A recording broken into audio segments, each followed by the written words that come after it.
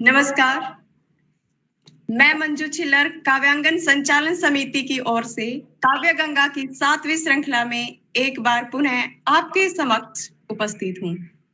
काव्यांगन हिंदी के प्रचार प्रसार में समर्पित संस्था जो सन 2018 में स्वर्गीय डॉक्टर रामकृष्ण शर्मा द्वारा स्थापित किया गया था। अब 8,700 सदस्य का विशाल और प्रतिष्ठित परिवार है। मैं स्वर्गीय डॉक्टर रामकृष्ण शर्मा जी का हृदय से आभार व्यक्त करती हूँ कि उन्होंने काव्यांगन के रूप में साहित्य को एक ऐसा प्रतिष्ठित मंच दिया जो सतत रूप से साहित्य की सेवा में लगा हुआ है गूंजती सदाएं रह रह के मेरे मन में, है गूंजती सदाएं रह रह के मेरे मन में, नित देखते हैं तुमको गीतों के अंजुमन में। इस पावन मंच पर साहित्य की सेवा के लिए, साहित्य के उत्थान के लिए और साहित्य प्रेमियों के लिए अनेक गतिविधियां होती हैं। उन्हीं में से एक गतिविधि ऑनलाइन पुस्तक के लोकार्पण की है, जिसमें नवांकुर, वरिष्ठ और प्रतिष्ठित साहित्यकारों की पुस्तकों का लोकार्पण होता है। ज्ञान का दीपक जलाकर काव्य का आंगन सजाते, ज्ञान का दीपक जलाकर काव्य का आंगन सजाते, हम नए संकल्प लेकर नित्य पग आगे बढ़ाते हैं। दिवाकर चंद्रमा नक्षत्र सब कवि रूप धारे, कह रहे साहित्य सेवा काव्य निर्झरणी बहाते। तो आज इसी क्रम में हम काव्यांगन के इस प्रतिष्ठित मंच पर आदरणीय भारती दिशा के नए काव्य संग्रह बरस रहा ने के लोकार्पण के लिए यहाँ एकत्रित हुए हैं। आदरणीय भारती उपाध्याय जी, जिनका उपनाम दिशा है, को कौन नहीं जानता। आप किसी परिचय के मोहताज नहीं हैं, लेकिन फिर भी परिचय देना कार्यक्रम की औपचारिकता है। तो आइए जानते हैं भारती दिशा के बारे में। आपका जन्म पीलीभीत में पिता श्री हरिदत्त जी और माता जी श्रीमती प्रेमा जोशी जी के घर में हुआ। पिताजी के बार बार स्थानांतरण होने की वजह से अलग अलग जगह शिक्षा हुई। प्रारंभिक शिक्षा बरेली, लखनऊ और चमोली में पूरी हुई। इंटरमीडिएट फाइनल और बीए प्रथम वर्ष पीलीभीत, शेष शिक्षा बाराबंकी में व्यक्तिगत रूप से पूर्ण हुई। आजकल आपका स्थायी निवास लखनऊ उत्तर प्रदेश है। शिक्षा स्नातकोत्तर अर्थशास्त्र में पूर्ण हुई। 80 के दशक में त्योहारों पर शुभकामनाओं के रूप में प्रेषित की गई पंक्तियों से आपके लेखन की नींव पड़ी। उसके बाद अमृत प्रभात में, बहस कालम में, बहस परिचर्चा में सहभागिता, दैनिक जागरण में बाल रचनाएं, बाल कविता, बाल कहानी व स्त्री विषयक लेख के रूप में नव भारत टाइम्स में लेख और बाल रचनाएं और जनसत्ता में प्रकाशित हुई। रचनाओं के द्वारा आपकी लेखनी निरंतर सशक्त हुई।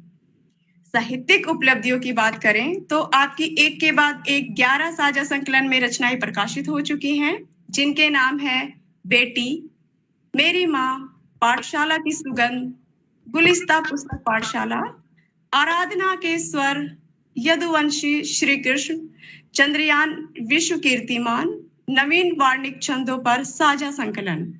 आपके लेखन में परिपक्वता के साथ एक प्रवाह है। उनकी सभी कृतियां रोचक और प्रेरणास्पद हैं। आज आपके लिखे हुए नए काव्य संग्रह बरस रहा ने के लोकार्पण के लिए हम सब यहाँ एकत्रित हुए हैं। तो आइए इसके लोकार्पण के लिए आज यहाँ आए प्रख्यात आलोचक, साहित्यकार जो पुस्तक के लोकार्पण के लिए उपस्थित हैं, मैं उनका परिचय आप सभी से कराती हूँ।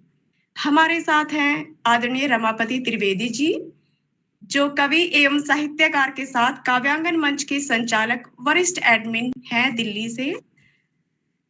श्री मुक्तिनाथ त्रिपाठी हमारे साथ गोरखपुर से हैं, प्रसिद्ध कवि और काव्यांगन के एडमिन हैं।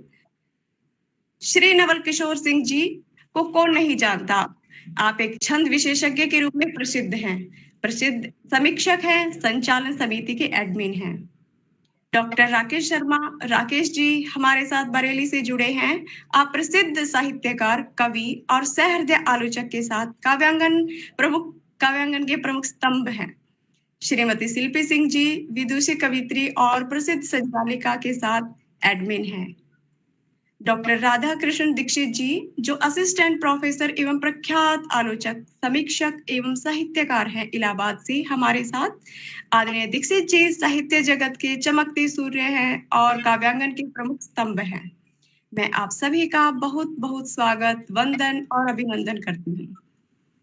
आइए सबसे पहले कार्यक्रम का आरंभ करते हैं सरस्वती वंदना एवं दीप प्रज्वलन के साथ। मैं आदरणीय सुश्री प्रिया दीक्षित जी से अनुरोध करूंगी कि वह दीप प्रज्वलित कर कार्यक्रम को आरंभ करें। जी, मैं इसमें संशोधन कर देता हूं। आदरणीय सुश्री दीक्षित सरस्वती वंदना प्रस्तुत करेंगी और मैं दीप प्रज्वलन करूंगा मां सरस्वती के लिए।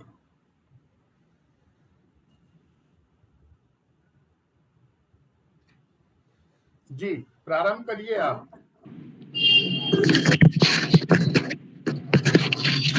नमस्कार आप सभी को। मेरा नाम प्रिया दीक्षित है। मेरा अभी मास्टर्स पॉलिटिकल साइंस से कर रही हूँ। आप सभी के सामने माँ शारदे की वंदना प्रस्तुत करती हूँ। तुम आओ शारदे माँ, तुम आओ शारदे माँ, मेरा शब्द छूकर मेरी भावना में उतरो, मेरी साधना अधूरी, मेरी कल्पना में बिखरो। संसार की तपन से मेरी आत्मा बुझी है, तुम ज्ञान दीप देकर फिर से ज्वलित करो माँ। तुम आओ शारदे माँ, तुम आओ शारदे माँ, तुम आओ शारदे माँ, तुम आओ शारदे माँ। मेरी हृदय धरा पर कुछ शूल उग रहे हैं, खिलने से पहले भी कुछ फूल गिर रहे हैं। आँखों में मेरी कैसी वीरानियां बसी है, तुमने हरस बहाकर संवेदना भरो माँ। तुम आओ शारदे माँ, तुम आओ शारदे माँ, तुम आओ शारदे माँ, तुम आओ शारदे माँ। ग्रंथों को पढ़ लिया है, मंत्रों को जप लिया है, सद्भावना न उगते टुकड़ों को भी किया है। मेरे अहम को पाकर मेरे अहम के पर्वत कर चूर चूर दे माँ। तुम आओ शारदे माँ, तुम आओ शारदे माँ। मेरी लेखनी लिखे तो जन पीड़ा, माता पिता गुरु की संघर्ष कीड़ा लिख दे। ऋषियों की लिखे तपस्या, सतियों का त्याग लिख दे। माँ भारती के चरणों का श्रृंगार लिख दे। कर दो कृपा तुम मुझ पर हे वरदायिनी माँ। तुम आओ शारदे माँ, तुम आओ शारदे माँ, तुम आओ शारदे माँ, तुम आओ शारदे माँ, तुम आओ शारदे माँ, तुम आओ शारदे माँ। बहुत बहुत धन्यवाद। बहुत शुभ, बहुत शुभ। माँ वीणा वादनी मंच पर स्थापित हो चुकी हैं। मेरा शत शत नमन है। मात शारदा उर बसो धरकर सम्यक रूप, सत्य सृजन करते रहें लेकर भाव अनूप। सरस्वती के नाम से कलुष भाव हो अंत, शब्द सृजन हो वे सरस, रसना हो रसवंत। तो आइए वाह, कार्यक्रम को आगे बढ़ाते हुए आदरणीय भारती दिशा जी के नए गीत संग्रह बरस रहा नेह के लोकार्पण का कार्यक्रम आरंभ करते हैं। मैं सभी अतिथियों से आग्रह करूंगी कि वह पुस्तक का अनावरण कर इसका लोकार्पण करें।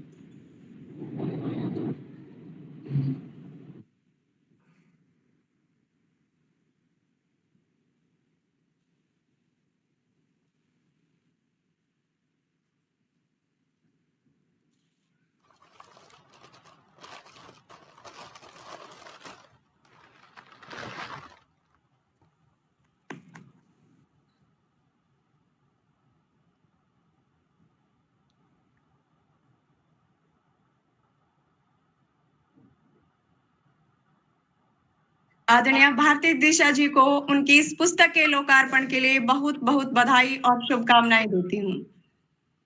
तड़पन जो धरा की आज हुई दूर, पारा जो चढ़ा था अहम हुआ चूर।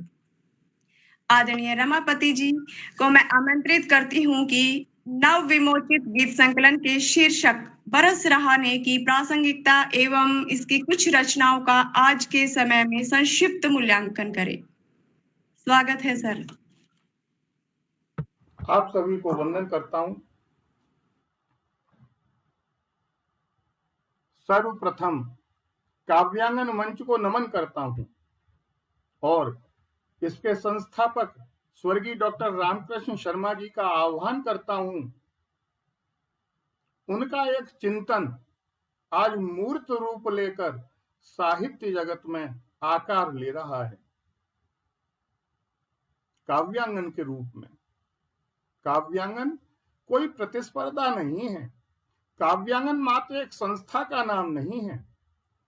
काव्यांगन हृदय का एक भाव है। काव्यांगन मात्र एक संस्था भी नहीं है।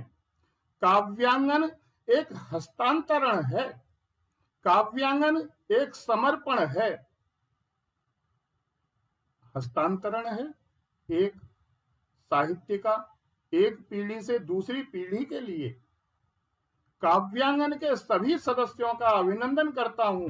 काव्यांगन के उन सभी सदस्यों का आभार व्यक्त करता हूं जो काव्य गंगा ग्रंथ विमोचन के इस कार्यक्रम को देखने के लिए जुड़े हुए हैं। और मुझे पूरा विश्वास है कि जिस साहित्यिक ग्राह्यता के लिए आप आज यहां हैं, आप निश्चित रूप से निराश नहीं होंगे। आदरणीय श्रीमती भारती उपाध्याय दिशा जी, हम बहुत पहले से जुड़े हैं काव्यांगन के थ्रू, काव्यांगन के द्वारा आदरणीय से। और उस समय आपका उपनाम दिशा नहीं हुआ करता था, अब दिशा बोलने की मैं अभ्यास डाल रहा हूं दीक्षित जी। तो कहीं कहीं निराश न हो आप आदरणीय। तो मैं हृदय से आपको आज के इस पावन और भव्य लोकार्पण के लिए हृदय से बधाई देता हूं। बहुत बहुत धन्यवाद, बहुत आभार आप सभी का। और आदरणीय जो मंजू छिल्लर जी बहुत अच्छा संचालन कर रही हैं। और कुछ लोगों को मेरे ज्यादा बोलने से परेशानी भी होती है, इसलिए आज मंजू छिल्लर जी ने स्पष्ट रूप से बोल दिया है कि बरस रहा है नेह, और 4-5 रचनाओं का और मैं विमोचन के आप लोगों के लिए उसके बारे में बताऊं।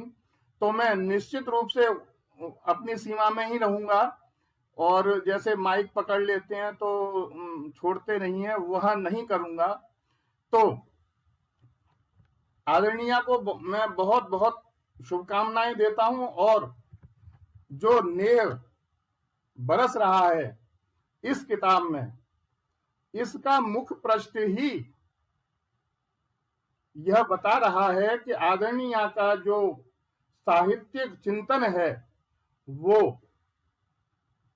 एक पतझड़ में से भी नेह बरसा सकता है, एक पतझड़ में से भी मेह को प्रवाहित कर सकता है। तो यह नेह आप लोगों के लिए बहुत अच्छी पुस्तक है, आपके पाठन के लिए। साहित्य के सहित अर्थ से संलिष्ट होकर एक मना आदरणीय भारती जी ने जब अपनी कल्पनाशीलता का उच्छ्वास लेखनी के माध्यम से किया, तो अभिप्रयुक्त छंद कौशल रचना धर्मिता का फल बरस रहा नेह के रूप में आज साहित्य जगत को मिला है। आदरणीय भाषाई अलंकरण और छंद शास्त्र के व्याकरण के अंकुश के साथ यह काव्य संग्रह पाठकों के मानसिक क्षितिज की व्यापकता एवं भौतिक मानसिक परिवेश की उन सूक्ष्म तरंगों को जो चेतन और अचेतन को मन को प्रत्यक्ष और अप्रत्यक्ष रूप से प्रभावित करती हैं को भी आह्लादित करेगा, ऐसा मेरा विश्वास है। मैं वाणी को ज्यादा विस्तार में नहीं ले जाऊंगा कि हर्षित ये मन हुआ शीतल ये देह और सावन के मेह में बरस रहा नेह। तो आदरणीय भारती जी ने बरस रहा नेह कविता में सावन के महीने और बारिश का कितना सुंदर चित्रण किया है। हर पंक्ति में प्रकृति का प्रेम और उमंग झलक रही है। धरती की तड़पन दूर होना, मैं कविता का मैंने तो 2 ही लाइनें बोली हैं क्योंकि आप पढ़ेंगे कैसे फिर उसको। धरती की तड़पन दूर होना, गर्मी का चूर चूर होना, पोखर का भर जाना और मेढकों की टर्र टर्र। निश्चित रूप से यह सावन के आगमन का कितना प्यारा अनुभव करता है कि इस बरस रहे नेह में हमारे विवेक गोयल जी भी इसकी आवाज सुनकर अमेरिका से जुड़े हुए हैं अभी अभी। तो यह सब सावन के आगमन का इतना प्यारा अनुभव कराता है कि जीव जंतु पशु पक्षी के लिए छोड़ दीजिए तो मानव का मन भी अमेरिका से यहां तक आ जाता है। तो शीतल हवा का बहना और धूल का बैठ जाना, जैसे प्रकृति ने राहत की सांस ली हो। शिवजी को जल चढ़ाना, बच्चों को कागज की नाव लेकर निकलना, यह सावन के पारंपरिक और मासूम अंदाज को दिखाता है, सरल हृदय को दिखाता है, जो कि आदरणीय की लेखनी से निरंतर प्रवाहित होता है और काव्यांगन के द्वारा प्रवाहित होता है। डूबती तैरती नावों के साथ बच्चों का खुश होना, बरस रहा नेह एक जीवंत दृश्य है। किसान का खेतों की ओर जाना और बादल का धरती से डोर बांधना, यह प्रकृति और मनुष्य के अटूट संबंध को दर्शाता है। आदरणीय भारतीय जनमानस से जुड़ी हुई हैं। कविता की हर पंक्ति में सावन का स्नेह बरस रहा है, बरस रहा नेह बहुत गहराई से महसूस हो रहा है। अतः इस गीत संग्रह का शीर्षक बरस रहा नेह से उपयुक्त तो और कुछ हो ही नहीं सकता था, और इसके लिए मैं आदरणीय को बहुत बहुत साधुवाद देता हूं। आदरणीय का कि अपारे काव्य संसारे कविरे कह प्रजापति यथास्मै रोचते विश्वम तथैव परिवर्तते। इस अपार काव्य जगत में का नियामक सृष्टि निर्माता ब्रह्मा नहीं हो सकता। काव्य जगत है, इसका नियामक तो एक कवि है, एक कवियत्री है, जो मनुष्यों का ही नहीं अपितु सारे चराचरात्मक विश्व के अंतस में विद्यमान आत्म भाव को अपनी कल्याणमयी कामना के साथ, कल्पनामयी कामना के साथ जैसा रूप देना चाहती हैं, वैसा उन्होंने अपना विश्व, इस काव्य जगत का विश्व निर्मित किया है। संग्रह का मुख्य पृष्ठ मेरी इस बात का प्रमाण है कि कैसे पतझड़ के पीले पत्तों द्वारा भी एक कवियत्री जन जन के हृदय को काव्य के नेह से तृप्त कर सकती है। श्रीमती भारती दिशा जी के व्यक्तित्व में भी ऐसा ही एक रचनाकार है जो स्वयं प्रकाश्य है और स्वयं ही प्रकाशक है। उनका विराट मन आज अपनी लेखनी से समाज को जागरूक और सकारात्मक बदलाव को लाने के लिए निरंतर प्रयत्नशील रहता है। बरस रहा नेह 101 मनकों का यह गीत संग्रह छंद आधारित गीतों की माला है, जिसमें प्रत्येक गीत का शीर्षक स्वयं बोलता है। उसको परिभाषित करने की जरूरत नहीं है और गीत की कहानी, पूरे गीत की कहानी स्वयं कह देता है। जैसे चांद छिपा बादल में, आज दीप झिलमिला उठे हैं, मिट्टी की यह देह हमारी, राष्ट्र धर्म हो सबसे ऊपर, संस्कारों का पौधा रोपें, मानव जीवन श्रेष्ठ सदा है, हरियाली को नष्ट न करिए, हर्षित हृदय से मिलें, ममता का आंचल हो जाएं हम दिल से सुंदर, संसार बदल जाएगा, प्रीत गीत ही लिखते जाएं, दीप भीतर का जला हो और हमारी शान है हिंदी। हिंदी के लिए समर्पित आदरणीया को नमन करता हूं। आदरणीया ने इस संग्रह में काव्य की आत्मा और रूप सज्जा का पूरा ध्यान रखा है, अपनी छंद शास्त्र की निपुणता के साथ। आज आदरणीय दीक्षित जी की एक बात मुझे याद आती है, जो वह मुझसे हमेशा जब भी हम बात करते हैं तो मिलते हैं और तो जरूर कहते हैं कि भाई साहब देखिएगा, काव्यांगन का नाम साहित्य के क्षेत्र में हर व्यक्ति के हृदय में होगा, वाणी पर होगा। उनकी यह बात भारती जी के गीत संग्रह में यथार्थ में पूरी होती देखी गई है। मैंने इसमें पढ़ा है और इसके लिए शिल्पी सिंह जी को भी बहुत गौरवान्वित होना चाहिए, और मैं तो खैर गौरवान्वित हूं, और राधा कृष्ण दीक्षित जी को भी गौरवान्वित होना चाहिए कि इस काव्य संग्रह में उनकी कविता का भी एक शीर्षक है, और मेरी तो 3 कविताओं का है। शिल्पी सिंह जी जो काव्यांगन में काव्य धारा के रूप में जो पंक्तियां देती हैं, उनकी लिखी गई 4 रचनाएं इस संग्रह में अपना विशेष स्थान रखती हैं।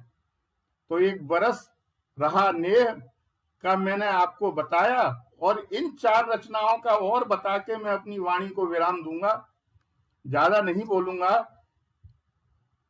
है साथ का भरोसा, मुझे अपनी 2 लाइनें याद आ रही हैं और मुझे बहुत अच्छी लगती हैं। है साथ का भरोसा, विश्वास की जमीन पर है साथ का। आदरणीया की जो लाइनें हैं कि है साथ का भरोसा, विश्वास भी बनाना, और फलते सदा रहेंगे, तुम भूल जड़ न जाना, मिलते सभी सहारे, संबंध हों जुड़े भी, और जब नाम ले पुकारे, पग ये तभी मुड़े भी। तो ये बहुत अच्छी काव्यांगन के लिए, काव्यांगन के प्रति, फलते सदा रहेंगे, तुम भूल जड़ न जाना, यह पंक्ति जीवन का सार है। जड़ें मजबूत हो तो जीवन में कितनी भी ऊंचाई पर आप चले जाएं, व्यक्ति कभी डगमगाता नहीं है, उसकी जड़ें उसको रोके रहती हैं।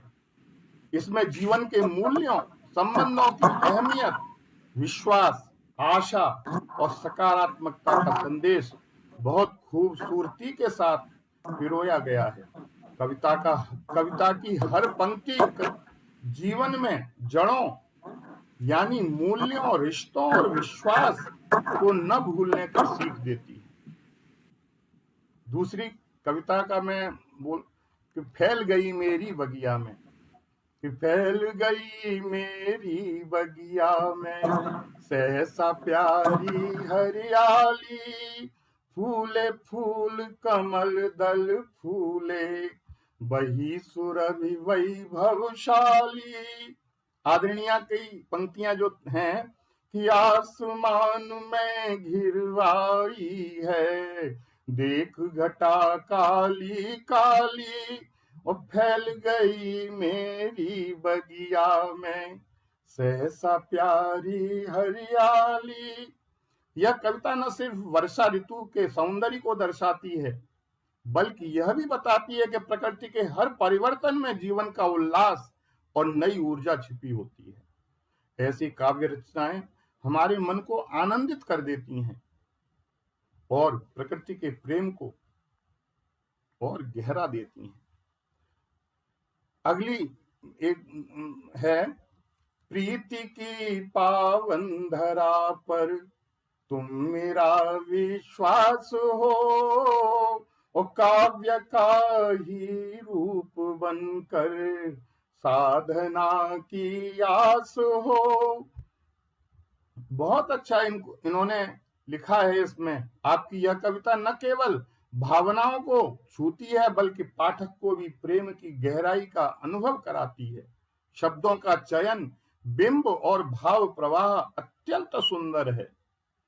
कि कौन वेदना की घड़ियों में, आदरणीय दीक्षित जी की पंक्ति है उनकी रचना की, और आपने काव्य धारा में शिल्पी सिंह जी ने दी थी, और आदरणीय ने इसको बहुत अच्छा रूप दिया है कि कौन देव सा तारण करके सबके ही मन को भाता है, और कौन दूसरों के सुख को ही देख यहाँ सुख ही पाता है।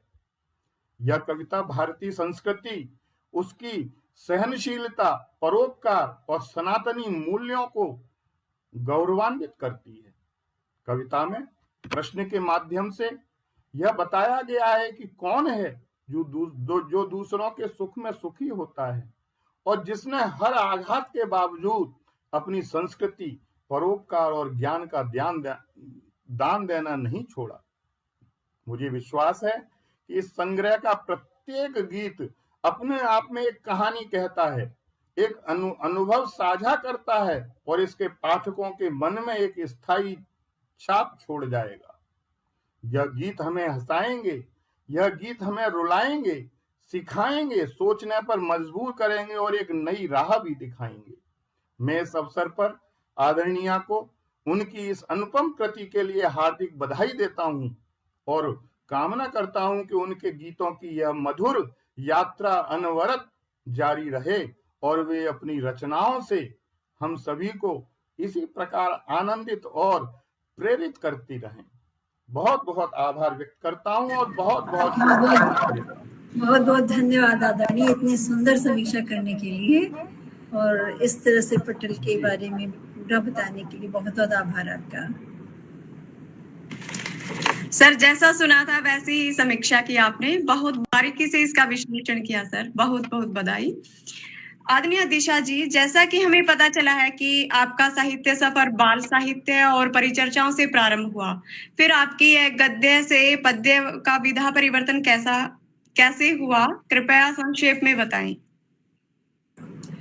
जी, एक बार पहले मैं मंच को भी नमन करना चाहूँगी, मंच पे उपस्थित सभी आदरणीय सम्माननीय साहित्यकारों को नमन करना चाहूँगी, और साथ में अपने सभी गुरुजनों को प्रणाम करना चाहूँगी, माँ वीणा को प्रणाम करना चाहूँगी, छंदाचार्य गणेश को नमन करना चाहूँगी। उसके बाद बताती हूँ, बाल साहित्य और परिचर्चा की जो आपने बात कही, उससे तो सफ़र प्रारंभ हुआ ही, लेकिन लिखना अभी लेख वगैरह जो है वो भी जारी है। चूँकि आपके पटल पे लेख वगैरह नहीं होते हैं तो नहीं बेचते हैं, लेकिन हाँ, और पटल पे कभी लेख हो या फिर किसी दूसरे पटल पे लघु कथा वगैरह या समीक्षा भी आती है तो उस पे भी कलम चलती है। जैसा मतलब पटल की अगर दिया जाता है तो दोनों चीज़ें समान रूप से जारी हैं, अभी भी जारी है। धन्यवाद। बहुत सुंदर आदरणीय। ग्रंथ विमोचन के कार्यक्रम को आगे बढ़ाते हुए मैं आमंत्रित करती हूँ परम आदरणीय श्री मुक्तिनाथ त्रिपाठी जी को, और उनसे अनुरोध करती हूँ कि इस गीत संग्रह की रचनाओं में प्रयुक्त भाषा शैली एवं गीत संग्रह का समाज पर प्रभाव के बारे में हमारे दर्शकों को बताएं। पहले तो भारती जी को बहुत बहुत बधाइयाँ और शुभकामनाएं। श्रीमती भारती दिशा जी एक मृदुभाषी व्यक्तित्व की धनी है और जैसी मृदुलता इनकी वाणी में है वैसे ही सरलता इनकी कविताओं में है। आपकी नवीनतम पुस्तक बरस रहा नेह पढ़ने का मुझे अवसर मिला। नवीनतम पुस्तक बरस रहा नेह, जिसमें मानव मन की विभिन्न संवेदनाओं को आपने समाहित करने का भरपूर प्रयास किया है। श्रीमती भारती उपाध्याय जी द्वारा गीत संग्रह बरस रहा नेह की भाषा शैली बहुत ही सरल, सहज और बोधगम्य है। किसी रचना का भाषा सौष्ठव अत्यंत ही महत्वपूर्ण होता है।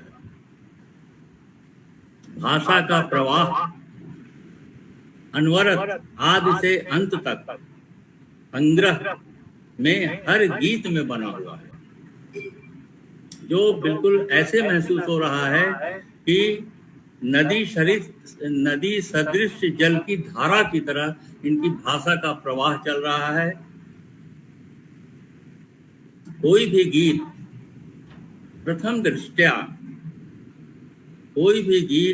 दृष्टया में पढ़ने पर मन बोझिल नहीं लगता है, आगे पढ़ने की उत्सुकता बनी रहती है।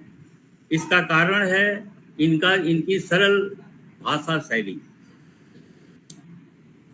एक रचनाकार के लिए बहुत ही बड़ी बात होती है कि जो कुछ भी वो कहना चाहता है उसे अपनी भाषा के माध्यम से उसी प्रकार पाठकों तक पहुंचाए।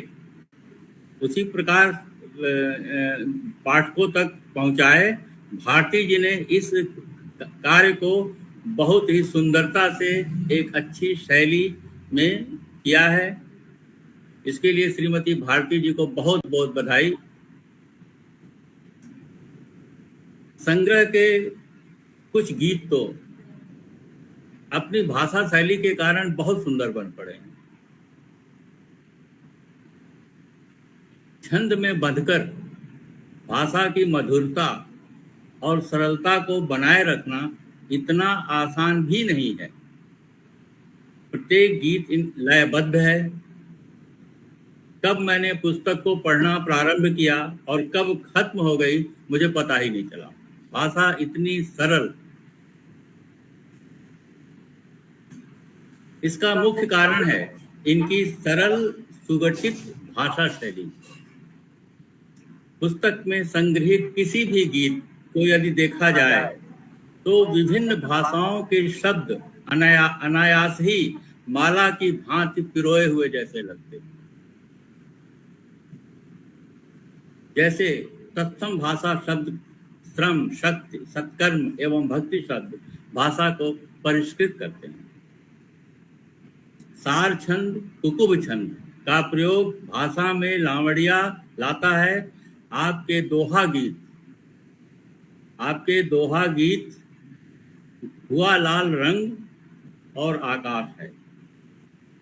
होली का वर्णन, जिसमें जो होलियारे शब्द का प्रयोग बहुत ही सुंदरता के साथ किया गया है, जो किसी भी पाठक को आकर्षित करता है। अन्य है जैसे पतझड़ सा है जीवन मेरा। कभी कभी जो है कविताओं के शीर्षक भी आकर्षित करते हैं, तो अनायासी बरबस व्यक्ति शीर्षक को ही आधार मान के उस पूरी कविता को पढ़ता है। जैसे पतझड़ सा है जीवन मेरा। दूसरी रचना आपकी तेरी राह निहारे, मंजिल तेरी राह निहारे, पर्यावरण बचाओ भाई इत्यादि। रचनाकार जब लिखने बैठता है तो उसका मूल उद्देश्य यह होता है कि वह अपनी बात को अधिक से अधिक लोगों तक पहुंचा सके अपनी भाषा के माध्यम से। यदि रचनाकार सफल हो गया तो वह रचना पाठकों के मन में एक स्थान बना लेती है। भारती जी ने इस कार्य को पूर्णतः बहुत ही सफलतापूर्वक किया है।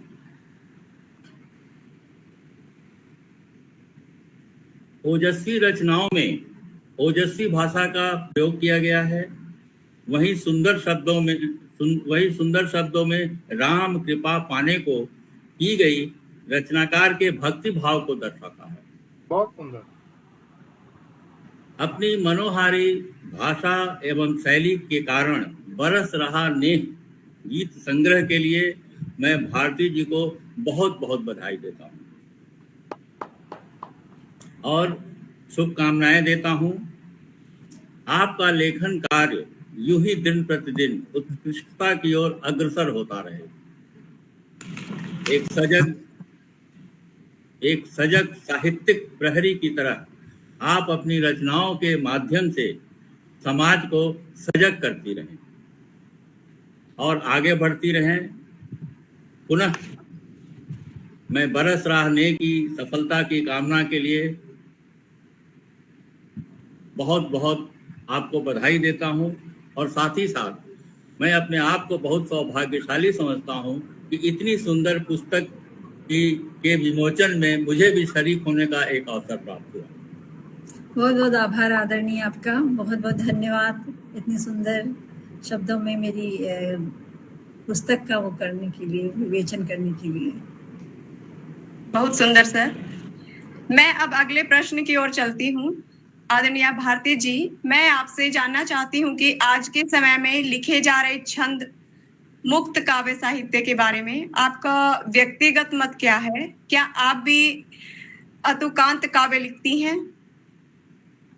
जब कविता की या रचना की शुरुआत हुई थी तो उसमें बहुत सी रचनाएं ऐसी थी कि लिखी गई जिनको कह सकते हैं कि छंद तो आते नहीं थे, तो अतुकांत में भी कह सकते हैं, लेकिन ऐसा नहीं होता था कि पूरा गद्य हो जाए, जैसा कि आजकल की रचनाओं में बहुत से इस तरह से देखने को मिलता है कि पूरा गद्य है। तो कभी कभी लगता है कि लोग गद्य ही क्यों नहीं लिख लेते, एक अच्छा सा लेख लिख लें।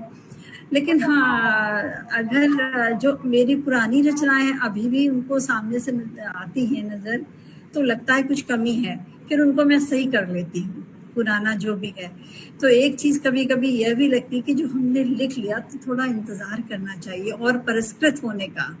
जब हम परिष्कृत हो जाएंगे तो शायद रचना और बेहतर हो जाए। तो अतुकांत रचना लिख रहे हैं लोग, अच्छी बात है। साहित्य में ये है कि कुछ ना कुछ लिखनी चलनी चाहिए वाला हिसाब है, लेकिन लोग सब्र नहीं करते।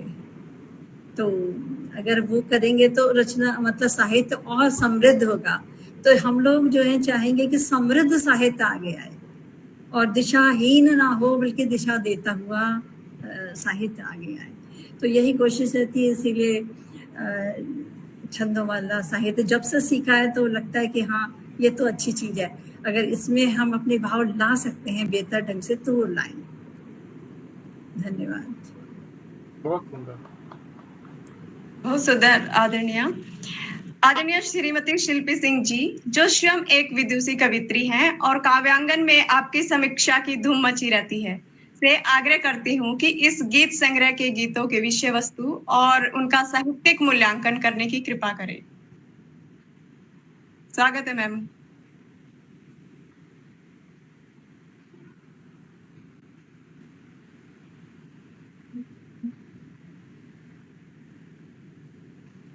बहुत बहुत धन्यवाद मैम।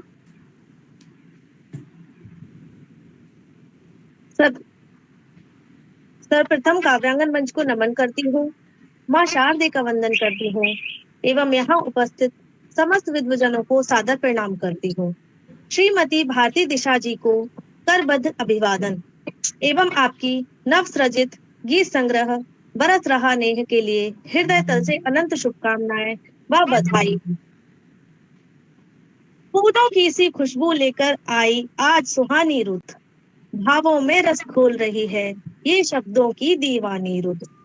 गीतों में जो बहे नेह सी उनकी लेखन शैली है, जैसे सर्द हवा में कोई मीठी सी मधुबानी रुत। वाह। मन की पीड़ा झंकृत कर दे ऐसे सुर बहते हैं जब द्रग मूंदे, मन बस गाता है हर धुन हो राय गाती रुत। भारती जी का स्वागत हो शब्दों से सुस्वागतम, काव्य रंग में भीग उठे मन छू जाए कहानी रुत, छू जाए कहानी रुत। बरस रहा नेह गीत संग्रह सुप्रसिद्ध कवियत्री भारती दिशा जी की कोमल अनुभूतियों, पारिवारिक सरोकारों और प्रकृति संवेदना से सिंचित रचनाओं का सधा हुआ संकलन है। आदरणीय, आपने अपने गीतों में मात्रिक और वार्णिक छंदों की विविधता को साधते हुए छंदबद्ध काव्य की गरिमा को नए रंगों में रचा है। इस गीत संग्रह का शीर्षक बरस रहा नेह ही छंद और भाव की दृष्टि से एक अत्यंत प्रभावशाली रचना है, जिसमें पुष्पिता और हरिगीतिका जैसे छंद रचनाओं की प्रवाहमयी लय के साथ नेह की निश्चल धारा पाठक के अंतर और बाह्य मन को भिगो देती है। यह गीत संग्रह प्रेम की उस अनुभूति को व्यक्त करता है जो मौन होकर भी सब कुछ कह जा रहा है। आपने इस संग्रह में द्रुत विलंबित, मालिनी, वज्र छंद, पृथ्वी तथा मुक्त छंद जैसे छंदों का प्रयोग करके गीतों की संप्रेषणीयता को सशक्त रूप दे दिया है। इसके कुछ गीत जैसे मन वीणा के तार, धूप छांव की छाह, गूंज रहे हैं गीत इत्यादि में छंदों की संरचना और भावों का ऐसा सदा हुआ सामंजस्य मिलता है जो शिल्प की परिपक्वता का प्रमाण है। आपकी रचनाएं केवल भाव विवल ही नहीं करती आदरणीय, अपितु छंदों की ध्वनि लहरी में पाठक को बांध लेती हैं। यह संग्रह छंदबद्ध काव्य परंपरा की पुनर्स्थापना करते हुए समकालीन गीत विधा को गंभीर साहित्यिक धरातल प्रदान करता है। बहुत सुंदर। संवेदना, भाषा, छंद और भाव, इन चारों स्तरों पर यह एक सशक्त उदाहरण है कि गीत विधा केवल गेयता नहीं है, बल्कि गहराई, संप्रेषण और सौंदर्य का भी माध्यम हो सकती है। बरस रहा नेह गीत संग्रह गीत माधुर्य का वह झरना है जो पाठक के हृदय में नमी छोड़ जाता है, नेह की, शब्दों की और छंदों की।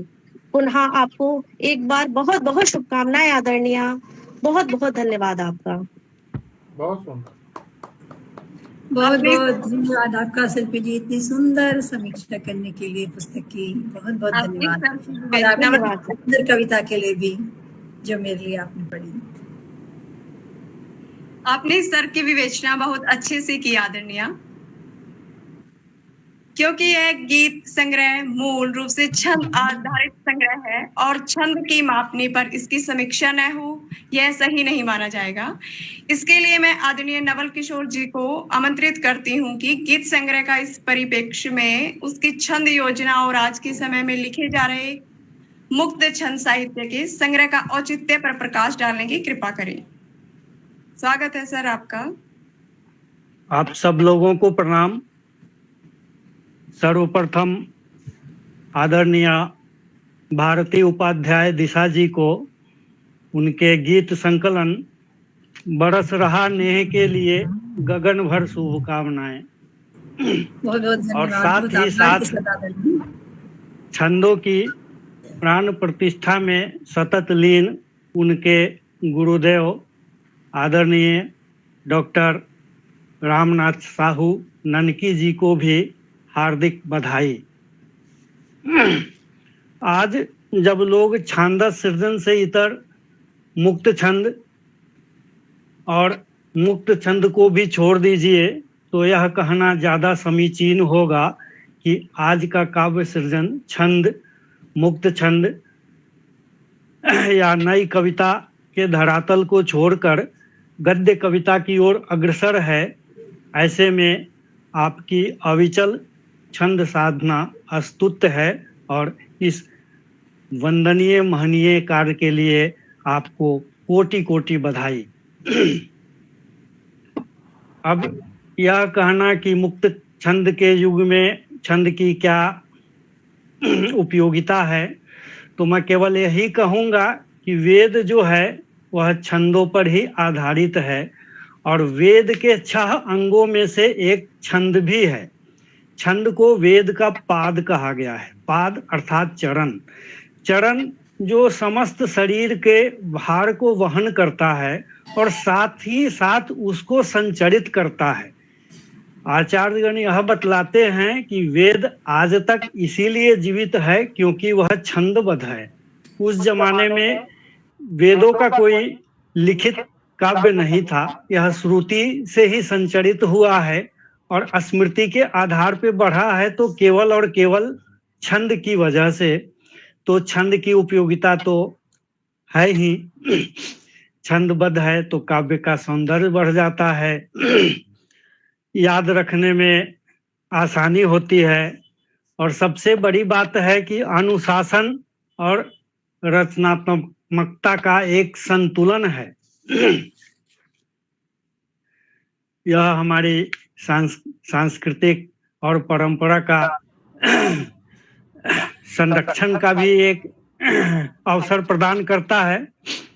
और जब मंचीय गायन की बात होती है, मंचीय प्रस्तुति की बात होती है, तो बिना छंद के यह संभव नहीं है, चाहे वह हिंदी छंदों की बात हो या गजल पर आधारित सृजन हो, लेकिन वह भी छंदों पर ही आधारित है। अब छंद, अगर रचना छंदमय है तो आप कहीं भी बड़ी आसानी से पढ़ सकते हैं। जैसे इसी संकलन की एक कविता को देखिए, हर्षित ए मन हुआ शीतल ए देह, सावन के मेह में बरस रहा नेह। यदि यही मुक्त छंद होता और कहीं आपको पढ़ना होता कहीं किसी मंच पे, तो असुविधा होती। मुक्त छंद में सीमाओं की पूर्ति होती है। लोग कहते हैं कि भावों की अभिव्यक्ति के लिए सरल है, यह सत्य हो सकता है। कई विचारधाराएं चलती है, तो मैं उस पर कुछ नहीं कहूंगा, अपनी अपनी विचारधारा है। मुक्त अभी पहले आदरणीय में भी कहा कि छंद भी है, मुक्त छंद भी है, और एक संपन्न साहित्य, समर्थ साहित्य हो, ऐसा होना चाहिए। तो मुक्त छंद अपनी जगह है, लेकिन छंद की बात ही अलग है। अब मैं इसकी छंद योजना के बारे में बात करता हूँ। गोस्वामी जी ने भी मानस की रचना की, तो उसमें लगभग 180 प्रकार के छंदों का उन्होंने प्रयोग किया है, जिसमें सबसे ज्यादा दोहा और चौपाई ही है, बाकी छंद भी हैं। ऐसे ही बरस रहा नेह की छंद योजना में इसमें लगभग 23 से 24 प्रकार के छंदों का प्रयोग किया गया है। कहीं दोहा, चौपाई, मानव, विष्णुपद, राधिका, सरसी, छार छंद की सरसता है, तो कहीं वीर छंद का टंकार। लावनी छंद के तीनों प्रकार का इन्होंने प्रयोग किया है। लावनी में लावनी, कुकुभ और टाटंक छंद आता है, और इस तीनों छंद को इन्होंने बड़ी सुगमता और सरलता के साथ प्रयोग किया है। और उसके साथ ही वाचिक लोच से पूर्ण विजात, विधाता, दिग्पाल, मधुमालती, गीतिका, माधव मालती इत्यादि छंदों पर भी आदरणीय की लेखनी कमाल करती प्रतीत हो रही है। विषय वस्तु के अनुसार छंद चयन भी सटीक है। जैसे स्तुति या वंदना के लिए दोहा, चौपाई या हरि गीतिका ज्यादा उपयुक्त होता है। इन्होंने सरस्वती वंदना में दोहे का प्रयोग किया है, पृष्ठ संख्या 18 पर देख सकते हैं आप। विद्या भावों की दे अंजलि, दे करुणा का दान, विद्या की हो दायनी, करती कृपा निधान। ऐसे ही आगे इन्होंने गणपति वंदना में चौपाई का प्रयोग किया है। प्रथम पूज्य गणराज विराजे, मूषक वाहन उनका साजे। इस तरह से किस छंद में क्या विषय होना चाहिए, यह चयन करना बहुत बड़ी बात होती है, और उसका इन्होंने बहुत सुगमता के साथ निर्वहन किया है। बादल से आच्छादित रात्रि में चांद्र के चित्रांकन का एक प्रतिदर्श देखिए, जिसमें इन्होंने योग छंद का प्रयोग किया है, पृष्ठ संख्या 21 पर।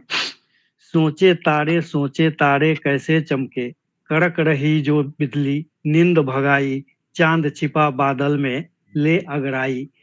योग छंद को साधना किंचित कठिन होता है, क्योंकि इसके चरणांत में यगन रखना अनिवार्य होता है। यगन अर्थात यमाता 1 2 2 होना चाहिए, तो थोड़ा कठिन होता है। लेकिन इन्होंने जो भी छंद साधा है सबको बड़ी सुगमता, सरलता और सटीकता के साथ साधा है। आगे बात करते हैं। केशवदास जी लिखे हैं कि यद्यपि सुजाति सुलक्षणी, सुवर्ण सरल सुवित, भूषण बिनुन विराजई, कविता वनिता मित। अर्थात कविता और स्त्री बिना अलंकरण के शोभा नहीं देती है, तो कविता में रस छंद के साथ अलंकार योजना को भी देखा जाता है। इनके इस संकलन में अलंकारों के ऐसे प्रयोग यत्र तत्र परिलक्षित होते हैं। जैसे एक श्रुत्या अनुप्रास की मैं बात करूंगा, जो पृष्ठ संख्या 32 पर सरसी छंद के अंतर्गत इन्होंने प्रयोग किया है। सुनने में इतना मनहर लग रहा है, चींची चींची चिरचिर शोर करे बस उनकी हो आवाज। यहाँ इस अनुप्रास की वजह से इस पंक्ति की ललित में द्विगुणित अभिवृद्धि हुई है। ऐसे ही सरसी छंद में ही इन्होंने एक और प्रयोग किया है, पृष्ठ संख्या 44 पर, चींची चींची चू चू चिड़िया के जब नन्हे बच्चे बोल। ऐसे ही बड़े चाव से बड़े भाव से गीतों में रस घोलो, आगे आगे बढ़ते जाओ जय माता दी बोलो। यहाँ आंतरिक प्रयास की वजह से काव्य का सौंदर्य वह द्विगुणित हो गया है, बड़े चाव से बड़े भाव से। यह छंद योजना के अनुसार यह प्रयास रखना अनिवार्य नहीं है, किंतु इस प्रयास की वजह से यहाँ सौंदर्य जो है ना कई गुना बढ़ गया है। ऐसे ही एक और उदाहरण मैं देता हूं जो द्विगुणित चौपाई पर आधारित है। बैरन बिजली आग लगाती, जोर जोर से जब एक करके, बादल की इस गहन गरज से मनवा मेरा फिर धर के। यहाँ न केवल वृत्यानुप्रास है बल्कि पुनरुक्ति प्रकाश की भी छटा देखने ही बनती है और इससे इसका सौंदर्य बढ़ जाता है। आगे मैं सादृश्य विधान की बात करता हूँ, जो उपमा देते हैं उसके संबंध में थोड़ी सी बातें करूंगा।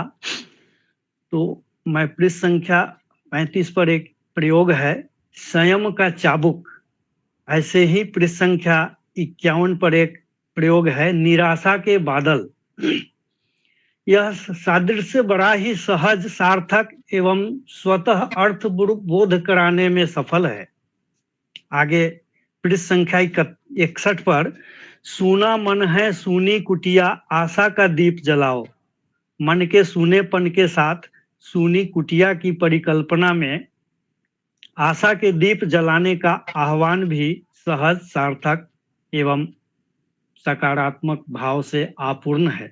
बहुत सुंदर। आगे देखते हैं, पृष्ठ संख्या 83 पर एक रचना है, कभी चमककर बिजली रानी अपना रूप दिखाती, घूंघट खोले ज्यों दुल्हनिया झट से फिर छिप जाती।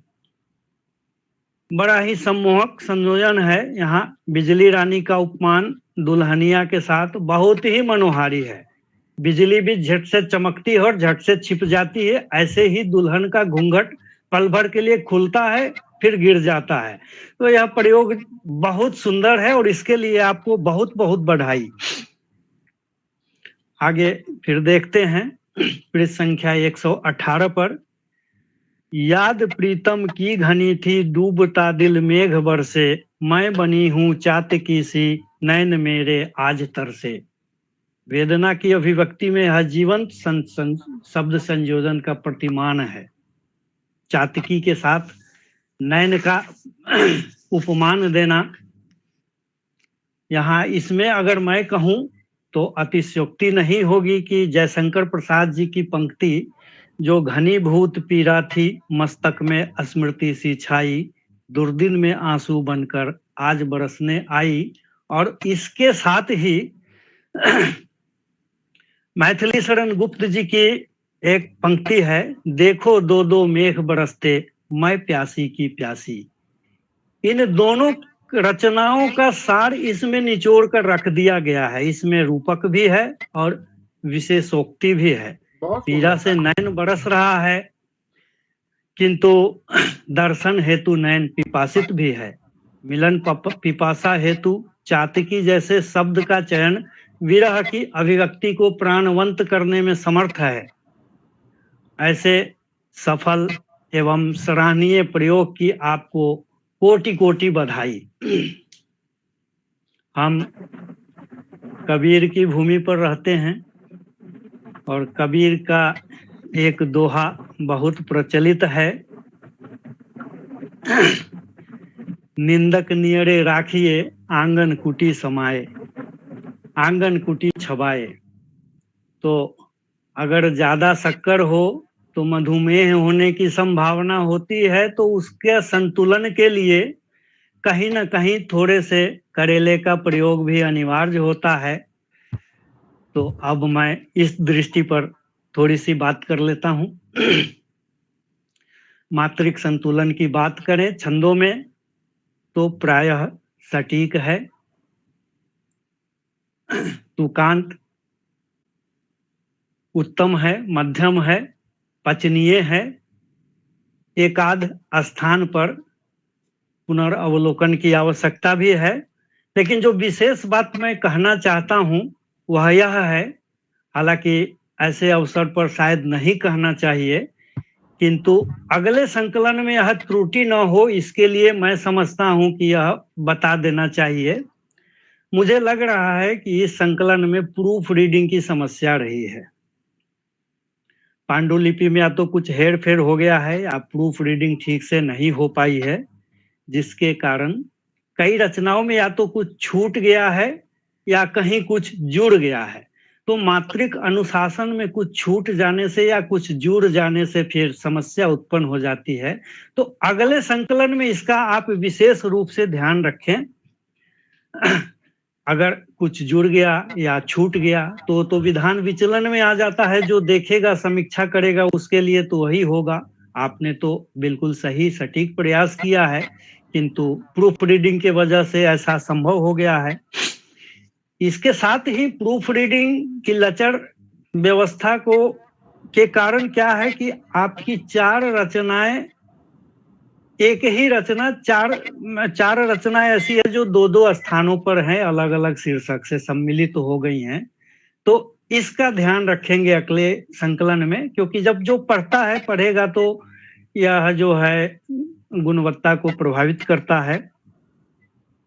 और एक दिगपाल छंद में आपका है पृष्ठ संख्या 67 पर, उस गीत को जरूर देखेंगे। और इसी तरह से पृष्ठ संख्या 89 पर है एक गीत माधव मालती छंद में, उसको भी थोड़ा देख लेंगे। उसमें कुछ ज्यादा कुछ छूट गया लगता है, तो कोई समस्या नहीं है। आगे हम इसका आप ही की वाणी में मैं कहूंगा, अब तक रही कमी जो आगे नहीं करेंगे, जो ज्ञान मिल रहा है कमियां सभी भरेंगे।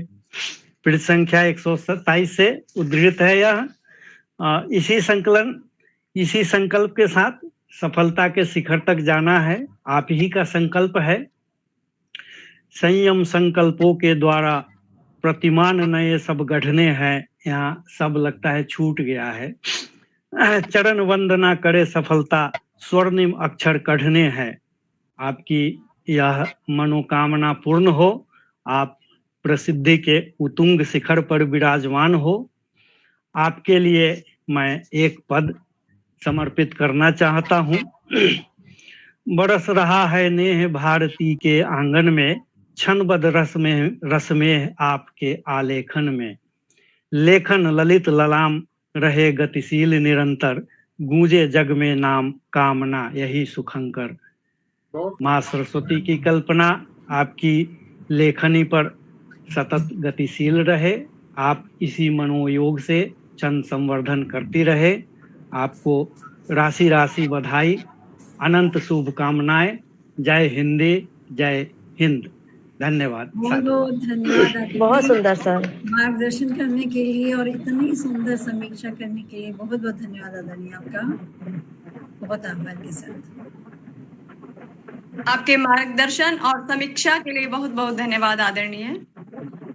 आदरणीय भारती जी, वैसे तो आपने गीत संग्रह में सभी विषयों को लिया है, लेकिन हमारे दर्शक अवश्य जानना चाहेंगे कि किस विषय को आपने अपने गीतों का आधार अधिक बनाया है। ऐसा तो कुछ भी नहीं है कि मैं किसी विषय को विशेष रूप से आधार बनाऊं, लेकिन अब धीरे धीरे मुझे एक तो होता है कि सामयिक रचनाएं, जैसे कि इधर अपना ऑपरेशन सिंदूर हुआ, राष्ट्रभक्ति से प्रेरित रचनाएं सामने आएंगी, क्योंकि मन में वही भाव ज्यादा होते हैं तो उस तरह की आएंगी। ऐसे पूरे वर्ष भर में तो भारत में तो सब कुछ बदलता रहता है, मौसम भी बदलते हैं, त्योहार भी बदलते हैं, तो सामयिक रचनाएं भी सामने आ जाती हैं। और कभी कभी पटल पर ऐसा होता है कि कोई विषय दे दिया जाता है तो उस विषय अनुरूप भी रचना हो जाती है। और कभी कभी ऐसा लगता है कि व्यक्ति के भीतर चूंकि जो भाव हैं तो उनको कहीं ना कहीं ऐसा होता है जैसे माना कोई जना दुखी है तो वो अपना दुख प्रेषित करेगा तो दुख बढ़ेगा। दुख के लिए भी समाधान होना चाहिए। अगर हम पीड़ित हैं, मन में हमारे पीड़ा है, तो वो पीड़ा सीधे सीधे दूसरे को न परोस दे। कहीं कहीं मुझे ऐसा भी लगता है उसका मंथन जरूर होना चाहिए। एक चीज मेरे दिमाग में है कि हर जना इस पृथ्वी पर जो भी जन है सब सहयोगी हैं। हम ही लोग नहीं देख पाते कि कहाँ से कैसे वो सहयोगी हैं। अगर कोई हमें दुख भी दे रहा है तो वो भी सहयोगी है, लेकिन हमें ढूंढना पड़ेगा, वो हमारी दृष्टि की कमी हो जाती है। तो बस इतना ही, तो ये नहीं कह सकती कि कौन सी रचना मैं लिखूंगी। जब मेरा मन जो जिस भी भाव को लिखने का होगा मैं कुछ भी लिख सकती हूँ। धन्यवाद। बहुत सुंदर आदरणीय। कार्यक्रम को आगे बढ़ाते हुए बड़े सम्मान के साथ मैं आमंत्रित करती हूँ आदरणीय डॉक्टर राकेश शर्मा जी को। स्वयं साहित्यिक अनुभव की एक पाठशाला है और बहुत बहुत धन्यवाद आपका। और सर आपसे मैं अनुरोध करती हूँ कि आप हमें छंद गीत संग्रह की रचनाओं का साहित्य और समाज पर प्रभाव एवं आज इसकी साहित्यिक प्रासंगिकता के बारे में बताएं। बिल्कुल, धन्यवाद आपको। मैं आप सबको प्रणाम करता हूँ और विशेष रूप से केशा जी को बधाई देता हूँ इस सही दिशा के लिए। बहुत बहुत धन्यवाद। और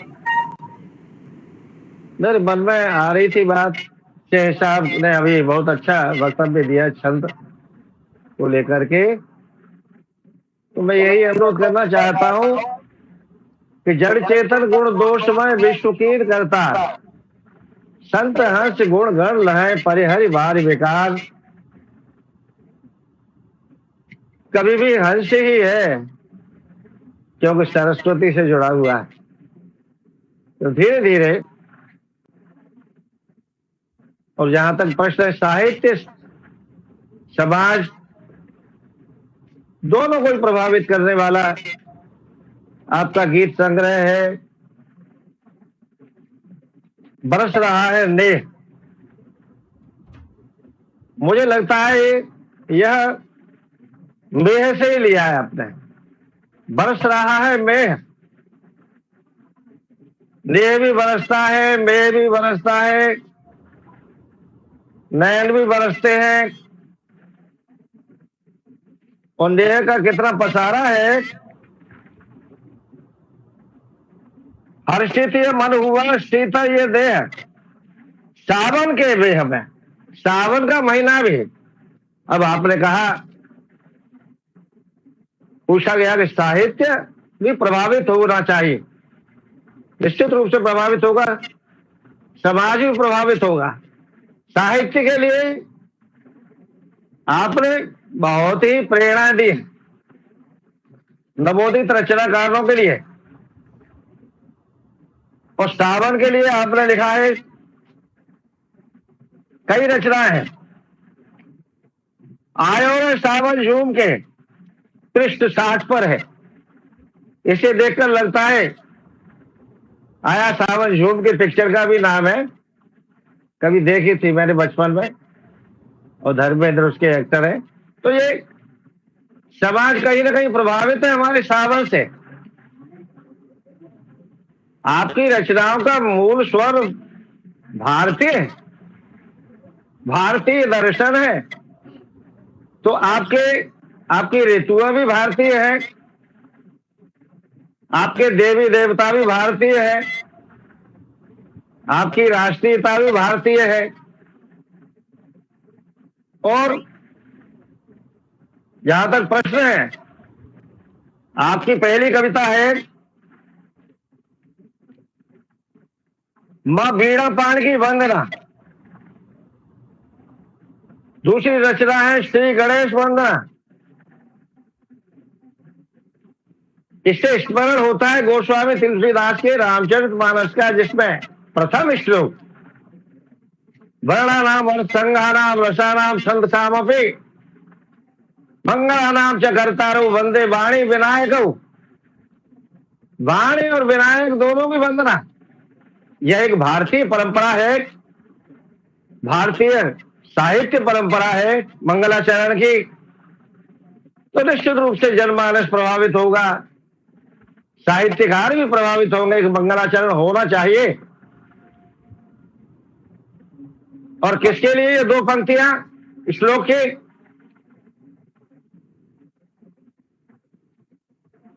वर्ण, अर्थ, रस और छंद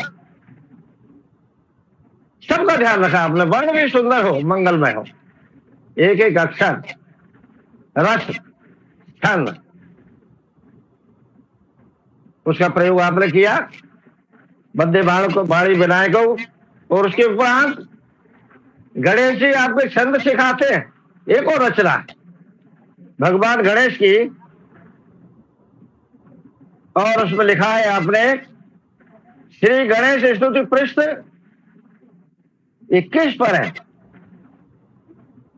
श्री गणेश जी छंदाचार्य सीखते तुमसे, छंदाचार्यों को सिखाते हैं गणेश जी। और कृपा तुम्हारी जब न हो रहे थे गुम से, जब तक कृपा ना हो तब तक गुम से रहते हैं। और इसके अतिरिक्त गुरु वंदना है आपकी, कई गुरु वंदना है इसमें। मानो तुलसी सूर कबीर की परंपरा का निर्वाह कर रहे हो आप। ये सदगुरु जैसा परम हितैषी पृष्ठ 90 पर है, गुरु वंदना पृष्ठ 2 पर है इसी ग्रंथ में। पृष्ठ 1 से 16 पर गुरु चरणों में शीश झुकाएं, यह रचना भी देखिए। और गुरुवर हमें मिले हैं, पृष्ठ 1 से 29 पर यह रचना है। तो गुरु वंदना भी भारतीय जनमानस को प्रभावित करेगी। और जहां तक छंदों का प्रश्न है, आपके जो छंद हैं, आपने ऊपर जो संकेत दिए हैं हर छंद के ऊपर, वह नवोदित रचनाकारों के लिए सीखने का अवसर प्रदान करेंगे। और यह एक आपका अविरत प्रयास है कि छंद गीत संग्रह होना चाहिए। गीत संग्रह क्या, और हम लोगों में से मैं स्वयं ही नहीं लिख पाता, ऐसा छंदों में नहीं लिख पाता हूं जितना अच्छा आपने लिखा है। स्वतंत्र लेखन कार्य करता हूं, हर एक कोई नहीं लिख पाता। तो इसके लिए बहुत बहुत बधाइयां। और कहीं कोई कमी है तो निश्चित रूप से सुधार होता है। इस दृष्टि से भी, शिल्प सौंदर्य की दृष्टि से आपके गीत की जो वैयक्तिकता है, गीत की प्रमुख विशेषता होनी चाहिए वैयक्तिकता, निजता है, उसमें भाव प्रवणता है, संप्रेषणीयता है।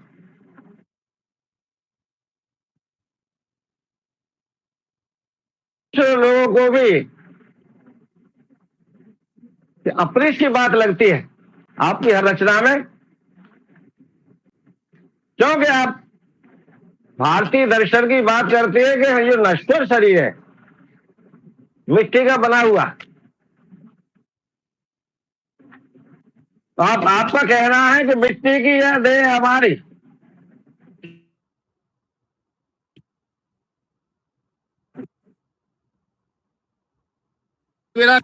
रवि काल गए गहे कर केश और ना जाने कि तुम्हार सी के घर के परदेश। तो इसी प्रकार की धारणा है आपकी भारतीय जनमानस जैसी। भारतीय देवी देवता है, राम जी अयोध्या आए, उसकी भी चर्चा है, उसके लिए भी 2-3 गीत हैं आपके। जब देवी मां चलो बुलावा आया है, माता ने बुलाया है, इस प्रकार की भी रचना है आपकी देवी वंदना।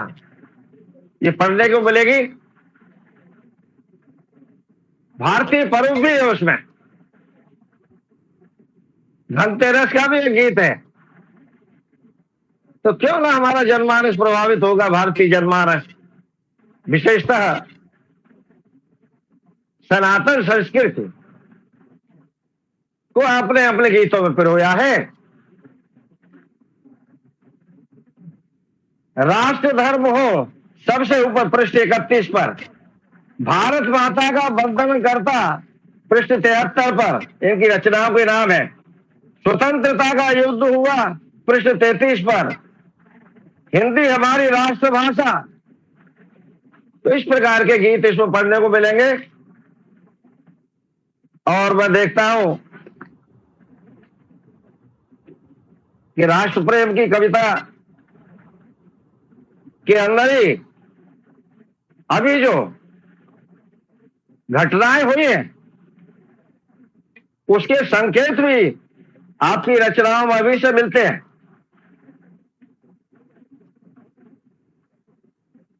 पहलगाम की घटना हुई तो कभी पहले से लिख देता है, देखता नियंत्रण जग से छिपकर सबसे पहले वो हमें दिखाया करता है। कवियों को पहले ही पता लग जाता है। तभी तो आपने लिखा था कि सीमाओं पर दुश्मन बैठे लगा रहे हैं घात और सेनानी सब वीर हमारे देते उनको मात। काट काट दुश्मन को मारे रण की सब है शाम, राष्ट्र धर्म हो सबसे ऊपर होगा तब उत्थान। घुसपैठी बनकर जो आते हैं, जो रोहिंग्या वगैरह आते हैं, घुसपैठी घुसने का प्रयास करते हैं, घुसपैठी बनकर जो आते देना उनको रोक। अगर प्यार से बात न समझे पहुंचाए पर लोग, जैसा कि पहुंचाया ये अभी। नजर सदा पैनी रखना लेकर सब पहचान, पहरू सावधान रहना। ऊंची हुई मशाल हमारी आगे कठिन डगर है। भारत मां की वंदना, भारत मां की वंदना की। वर्षा रानी मत तरसाओ। लगता है आपको वर्षा भी बहुत अच्छी लगती है और सभी को अच्छी लगती है। और सावन की वर्षा हो तो बात ही कुछ अलग है? ग्रीष्म गर्मी भी, गर्मी आती है तो गर्मी आपको बिल्कुल अच्छी नहीं लगती। इसके साथ ही बच्चों के विषय में भी आपने विचार किया है। आपको समय समय पर जो विषय में ध्यान में आया तो विविध विषयों से परिपूर्ण है। बच्चे स्कूल जा रहे हैं, उनके लिए भी शुभकामनाएं आपने की है। आपने नवयुवकों के लिए भी संदेश दिए हैं। नीति की शिक्षाएं भी दी हैं, मोरल टीचिंग। आपकी अंतिम कविता है परिवर्तन का एक कदम ही। परिवर्तन होना चाहिए, सकारात्मक परिवर्तन हो। परिवर्तन का एक कदम ही राह नहीं बनाता है। नित्य अभ्यास करें जब तो हमको मंजिल तक पहुंचाता है। इसमें आपने कहा है कि भली सोच तो कड़ी जुड़े जब यह संसार सुहाता है। इसमें सत्संग को महत्व दिया है। सत्संग संगत अच्छी अपने अच्छी होगी, श्रेष्ठ सदा ही भाता है, और परिवर्तन ही एक कदम है। सफल रहे उसका जीवन जो दाता बन जाता है। हम लेने वाले ही बनते हैं, देने की को दान नहीं करते। संस्कारों की बेल लगाएं। बहुत सुंदर भाई साहब। शिक्षा और संस्कारों पर बल दिया है। संस्कारों की बेल लगाएं, महके अपनी फुलवारी, श्रेष्ठ नागरिक बनकर सारे सब दिख रहे हैं अपनी प्यारी। मैं समझता हूं आपकी रचनाएं अभी नहीं, ये सार्वकालिक है। इन बातों की हमेशा आवश्यकता होगी। सार्वदेशिक, सार्वकालिक, सार्वभौमिक रचनाएं और ऐसे ही गीत संग्रह आप देखते रहे। और इतने सुंदर कृति के लिए मैं आपके लिए बहुत बहुत बधाई देता हूं। धन्यवाद मंच। आपकी समीक्षा बहुत सराहनीय है सर।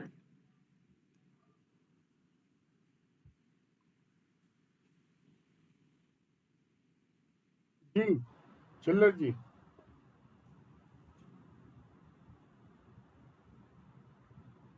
सागर में आकर सभी नदियां अपना अस्तित्व उसी में विलीन कर देती हैं।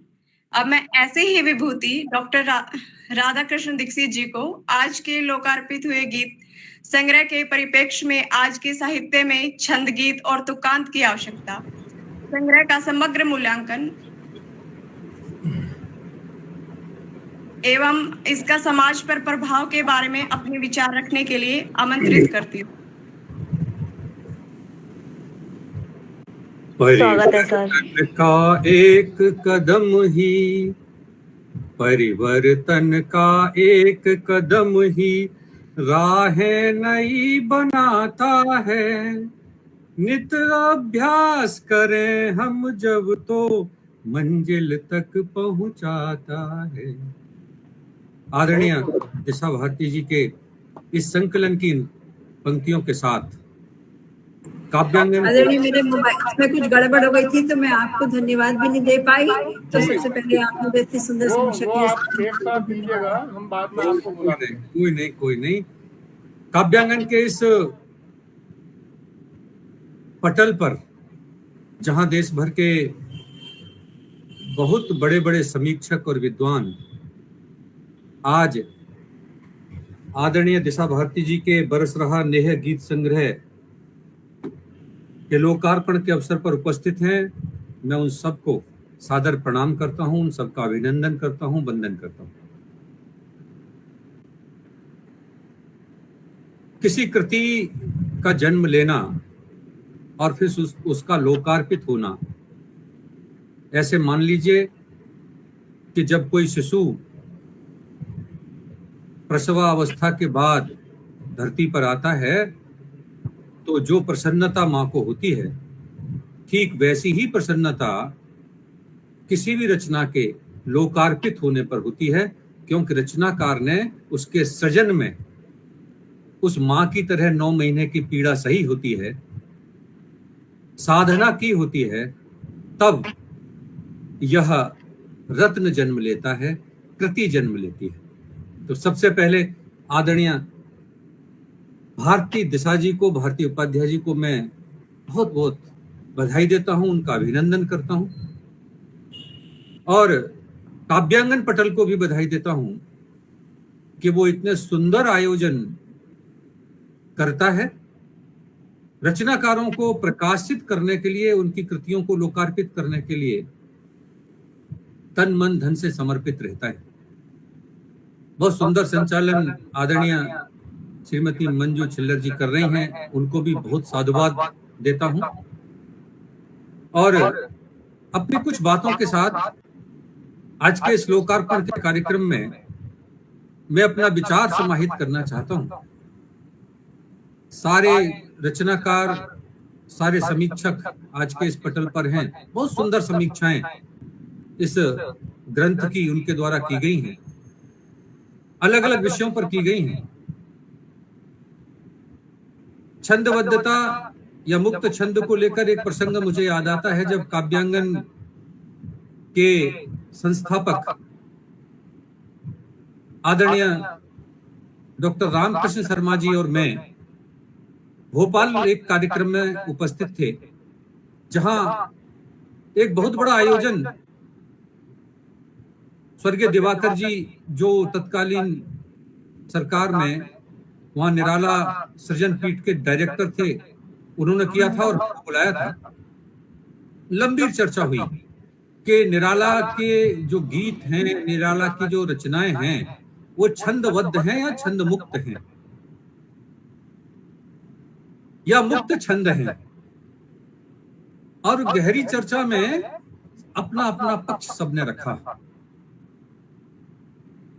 लेकिन निष्कर्ष ये निकला कि अगर छंद है तो वह अपनी परिभाषाओं के अंतर्गत जब तक नहीं आएगा तब तक छंद नहीं कहला सकता। छंद के मुक्त होने या छंद के बद्ध होने, दोनों की ही यह परंपरा किसी न किसी रूप में उन लोगों ने परिभाषित की है जो छंद की विधा से मुक्त होना चाहते हैं। छंद तो अपने आप में ही एक सत्ता है और उसके अंदर की जाने वाली समस्त रचनाएं, उसकी परिभाषा के अंदर आने वाले साहित्य में की जाने वाली रचनाएं, वही छंद युक्त रचनाएं कहलाएंगी। ये एक प्रसंग था जिसकी मैंने चर्चा की। मैं यह जो बरस रहा नेह आदरणीय दिशा भारती जी का संग्रह है, इसकी चर्चा करूं उससे पहले एक दो विषय जो मुझे दिया गया है। आदरणीय मंजू छिल्लर जी ने कहा कि वर्तमान समाज में छंद मुक्त रचनाओं का जो प्रचलन चला है, तो इसके लिए हमें दो तीन बातें ध्यान में रखनी होंगी। यह तो निश्चित है कि गद्य और पद्य दोनों अलग अलग विधाएं हैं। अगर गद्य की विधा में ही काम चला होता तो पद्य अलग से नहीं रचा गया होता और पद्य को अलग से हमारे विचारकों ने विभिन्न स्थितियों में परिभाषित नहीं किया होता। आचार्य भरत मुनि ने नहीं कहा होता कि किसी भी प्रकार से नाटक का संप्रेषण रस के बिना संभव नहीं है, और आचार्य विश्वनाथ ने भी नहीं कहा होता रसात्मकम वाक्यम काव्यम या काव्यम रसात्मकम वाक्यम। या फिर हमारे तमाम रचनाकारों ने, आचार्य क्षेमेंद्र जी थे, कुंतक थे, सब ने अलग अलग रूपों में यह कहा कि किसी न किसी रूप में किसी भी वाक्य को जब तक काव्य का आवरण नहीं देंगे वह कविता नहीं हो सकती। उसके लिए उसके अंदर रस आवश्यक है, उसके लिए छंद आवश्यक है, उसके लिए उसकी जो अन्य जो आदरणीय नवल किशोर जी सारी बातें बता रहे थे, मैं अगर मैं करूंगा तो फिर वो वापस जो है एक तरह से हो जाएगा और समय भी ज्यादा लगेगा। लेकिन रस, छंद, अलंकार और वक्रोक्ति, यहाँ तक कहा गया कि किसी भी चीज को अगर हम सीधे रूप में प्रस्तुत कर देते हैं तो इतनी सुंदर नहीं होती, लेकिन अगर हम थोड़ा सा टेढ़ा करके, वक्र करके, घुमा फिरा कर हम उसे कहते हैं तो वो और ज्यादा गहरा प्रभाव करती है। तो यह जो रचनाकारों ने, हमारे विशेषज्ञों ने, हमारे विचारकों ने जो काव्य की विधाएं तय की और काव्य के स्वरूप को तय किया काव्य शास्त्र के अंदर, उसका अध्ययन किए बिना और रचनाओं का संप्रेषण जो इस तेजी के साथ हो रहा है, इसको भी दो रूपों में देखना चाहिए। अगर हम सामान्यतः यह देखें कि पूरे देश भर के अंदर हिंदी को लेकर जैसी उपेक्षा शासकीय स्तर से लेकर और सामाजिक स्तर तक है,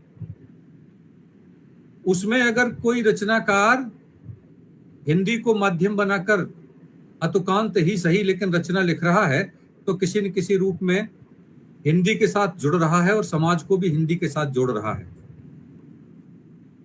आपने देखा होगा कि जब से यह पटल जिस पर हम काम कर रहे हैं, आज की वार्ता कर रहे हैं, इस तरह के पटल ऑनलाइन हुए हैं, तो भारत में ही नहीं बल्कि विश्व भर में लोगों ने हिंदी के प्रति अपनी निष्ठा व्यक्त की है और किसी न किसी रूप में वो अपनी रचनाओं का संप्रेषण कर रहे हैं। और आज प्रतिदिन हजारों हिंदी की रचनाएं अनेक पटलों पर लिखी जा रही हैं और पढ़ी जा रही हैं। ये हिंदी के लिए एक शुभ संकेत है, परंतु यह भी ठीक है कि जब हम सामान्य रूप से अपने घर में रहते हैं तो हम सामान्य परिधानों में रहते हैं, लेकिन जब हम विशेष उत्सवों पर कहीं जाते हैं तो फिर हम अलंकृत होकर जाते हैं, सज्जित होकर जाते हैं, तैयार होकर जाते हैं। ये जो रचनाकार आज अतुकांत रचनाएं लिख रहे हैं, आप विश्वास मानिए धीरे धीरे करके जब ये मंच की शोभा बढ़ाने लगेंगे, प्रत्यक्ष रूप से हिंदी की सेवा में जुट जाएंगे, तो यह भी अलंकृत हो जाएंगे, सीख जाएंगे, रच बस जाएंगे और यह भी हमारी उन सारी विधाओं का अनुसरण करने लगेंगे। बहुत सुंदर हमारे विचारकों ने हमें दी है। इसलिए समाज को हिंदी के साथ जोड़ना आज पहली आवश्यकता है, और वो इसलिए है, और आप यकीन मानिए, शायद आप मेरी बात से सहमत हो न हो, लेकिन मैं आपको एक चेतावनी जरूर देना चाह रहा हूं। और मेरी चेतावनी ये है कि जब भी हम अपने बच्चे का प्रवेश कराने जाते हैं तो हम देखते हैं कि किस अंग्रेजी विद्यालय में हमें अपने बच्चे का प्रवेश कराना है, कॉन्वेंट में प्रवेश कराना है। और वह भारतीय समाज जो प्रतिदिन हिंदी बोलता है, सुबह से शाम तक हिंदी बोलता है, अपने बच्चे को कॉन्वेंट विद्यालय में प्रवेश कराता है, और बच्चा जब अंग्रेजी के शब्द वहां से सीखकर हमारे सामने बोलता है तो पूरा परिवार खुशी से नाच जाता है, मेरा बेटा अंग्रेजी बोल रहा है। ऐसी विषम परिस्थितियों में जब हिंदी के रखवाले ही, हिंदी के बोलने वाले ही हिंदी के लिए चुनौती बनकर खड़े हो गए हैं, ऐसे समय में अगर कोई अतुकांत रचना लिखकर हिंदी की सेवा भी कर रहा है तो मैं उसे सिर्फ प्रशंसनीय मानता हूं, उसे वंदनीय मानता हूं। हिंदी के लिए बड़ा चुनौती भरा समय है। कोई भी भाषा, आप किसी भी इतिहास के पन्ने पर जाकर देख लीजिए, कोई भी भाषा तब ही समृद्ध हो पाती है जब उसको शासकीय सहायता मिलती है और समाज में जब उसे स्वीकार्यता मिलती है। आज हिंदी के साथ दोनों बातें उपेक्षणीय हो गई हैं। न तो सरकार की कोई सहायता मिलती है और समाज भी उसे उपेक्षा की दृष्टि से देखता चला जा रहा है। ऐसे समय में जब कोई भारतीय दिशा या भारतीय उपाध्याय दिशा बरस रहा नेह लिखती हैं, तो आप यकीन मानिए यह बहुत बड़ा काम करती हैं। यह काम छोटा नहीं है, इसके लिए घंटों तक उन्होंने विचार किया होगा, चिंतन किया होगा, मनन किया होगा, अपने जीवन के महत्वपूर्ण क्षणों को उन कविताओं के साथ जिया होगा और तब उन कविताओं को रचा होगा और तब एक ग्रंथ के रूप में प्रकाशित होकर हम सबके सामने आई होंगी। आज समाज को यह विचार करना पड़ेगा कि हम सभी भाषाएं सीखें। मेरा किसी भाषा से विरोध नहीं है, लेकिन अपनी मातृभाषा की उपेक्षा न करें। कभी कभी ऐसा नहीं लगता कि हम अपनी मां को छोड़कर दूसरे माओं के लिए सहायता दे रहे हैं, उनकी प्रशंसा कर रहे हैं, और मेरी मां मेरे घर में भूखी बैठी है, निस्सहाय बैठी है, असहाय बैठी है। हिंदी के साथ कहीं न कहीं आज पूरे देश भर में यह स्थिति बनी है। और दक्षिण भारत की जब बात करते हैं तो वहां तो लोग हिंदी के प्रतिकार में खड़े हो जाते हैं। ऐसे समय में हिंदी के रचनाकारों की यह जिम्मेदारी बनती है कि वो दक्षिण की भाषाएं भी पढ़ें, दक्षिण के संस्कारों को भी अपनी कविता का हिस्सा बनाएं, और दक्षिण की बोलचाल में जो प्रचलित शब्द हैं उनको कहीं न कहीं जरूर अपने स्थान दें, ताकि दक्षिण के लोग भी इस सहृदयता को स्वीकार करते हुए हमारी हिंदी को अपनी कविताओं में, अपने साहित्य में स्थान देना शुरू करें। आदरणीय दिशा भारती जी की इस रचना को, इस एक एक रचना को जब मैं पढ़ रहा था तो मेरे ध्यान में आ रहा था कि कोई भी रचनाकार जब लिखता है तो सबसे पहले हमारे यहाँ कहा गया, या जैसा नाम होता है वैसे ही गुण और संस्कार हमारे अंदर आ जाते हैं। यथा नाम तथा गुण। भारती नाम है तो भारतीयता के गुण तो स्वाभाविक ही हैं आना उनके अंदर, उनकी रचनाओं में आना। उनके माँ बाप ने, उनके स्नेही जनों ने जब उनका नाम भारती रखा होगा तो उन्होंने भी ये सोचा होगा कि हम जो नाम रख रहे हैं वह गुण कभी न कभी परिलक्षित होंगे, सामने आएंगे। तो मैं जब उनकी रचनाएं पढ़ रहा था तो मुझे लग रहा था कि उनके नाम के अनुरूप उनकी रचनाओं की जो गुण धर्मिता है वह कहीं न कहीं आ रही है। राष्ट्र धर्म हो सबसे ऊपर, होगा तब उत्थान, और भारत का परचम लहराए, है यह देश महान। यह वही भारतीय चिंतन है जो भारत ने मंत्र के रूप में स्वीकार किया। प्रथम राष्ट्र, राष्ट्र प्रथम। हमारे जितने भी आचार्य हुए सबने कहा, वेदों के अंदर भी सबसे पहले राष्ट्र वंदना में कहा गया कि राष्ट्र ही प्रथम है, इसके अतिरिक्त और कुछ नहीं। तो जिसका नाम भारती हो फिर उसके लिए राष्ट्र प्रथम क्यों नहीं होगा। और इसीलिए इस पूरे संग्रह में जब मैं देख रहा था तो हर जगह कहीं न कहीं राष्ट्र परिलक्षित होता है, प्रकृति के रूप में होता है, हिंदी के रूप में होता है, दर्शन के रूप में होता है, त्योहारों के रूप में होता है, लेकिन किसी न किसी रूप में भारत परिलक्षित होता है, भारतीयता परिलक्षित होती है। और मैं एक बात और कहना चाहता हूं, आदरणीय नवल किशोर जी ने बहुत सुंदर समीक्षा की है, मैं अभिभूत हूं उनकी समीक्षा से। उन्होंने सभी छंदों को लेकर किस प्रकार विस्तृत चिंतन किया है भारती जी के इस वर्षदाहा नेह ग्रंथ का। और भारत का जो चिंतन है वह तो मानवीयता का चिंतन है, मानवता का चिंतन है।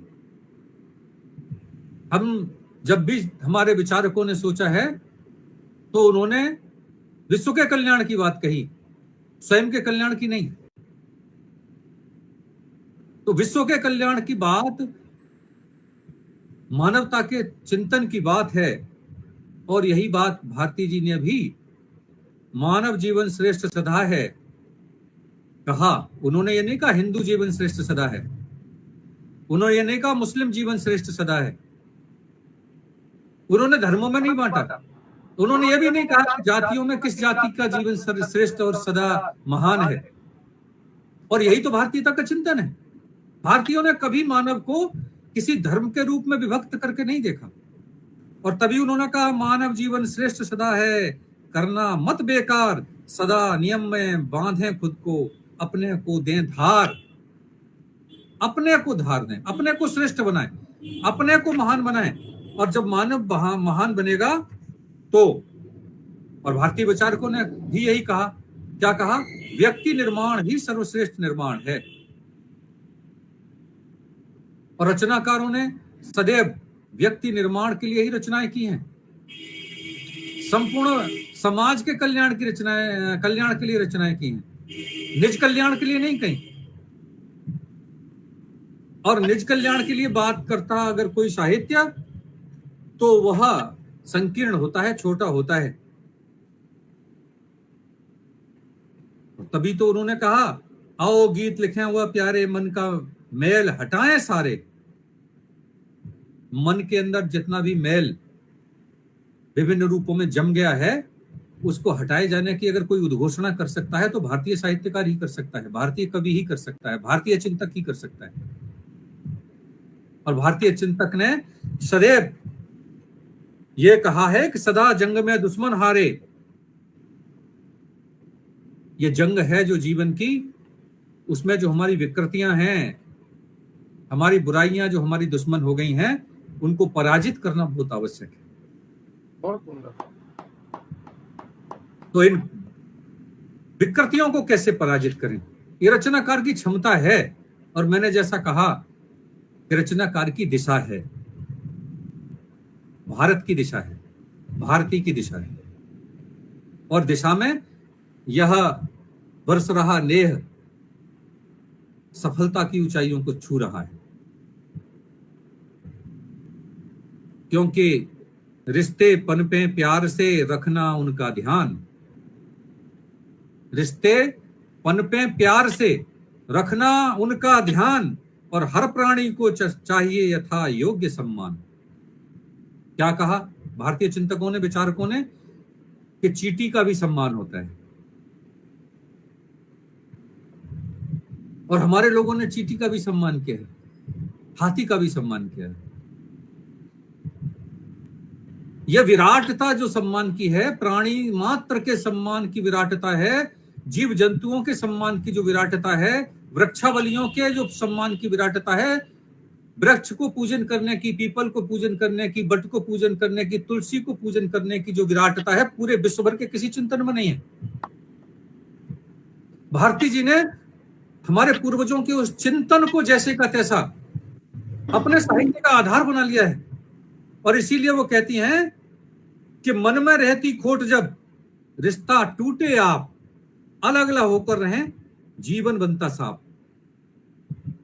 एकात्मता का सिद्धांत, एकता का सिद्धांत, समानता का सिद्धांत जो हमारे ऋषियों ने दिया, उस सिद्धांत का चिंतन उनकी एक एक पंक्ति में हर स्थान पर परिलक्षित होता है, दिखाई देता है। यह आपकी इस रचना का स्वभाव है, इस ग्रंथ का स्वभाव। और वो स्वभाव क्या है? प्रेम, स्नेह, एकात्मता, ममता, समर्पण, राष्ट्रीयता।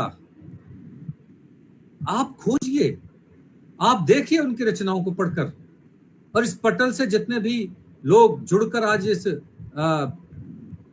लोकार्पण कार्यक्रम को देख और सुन रहे हैं, मेरा उनसे अनुरोध है कि बरस रहा नेह की एक एक बूंद का अनुभव करिए, उसे जरूर पढ़िए, क्योंकि ममता का आंचल है फैला, सुख केवल बरसाता है, और बेचैनी में मन जब होता, चैन यहीं पर आता है।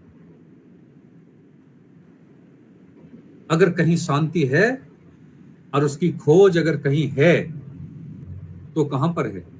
भारत के अंदर।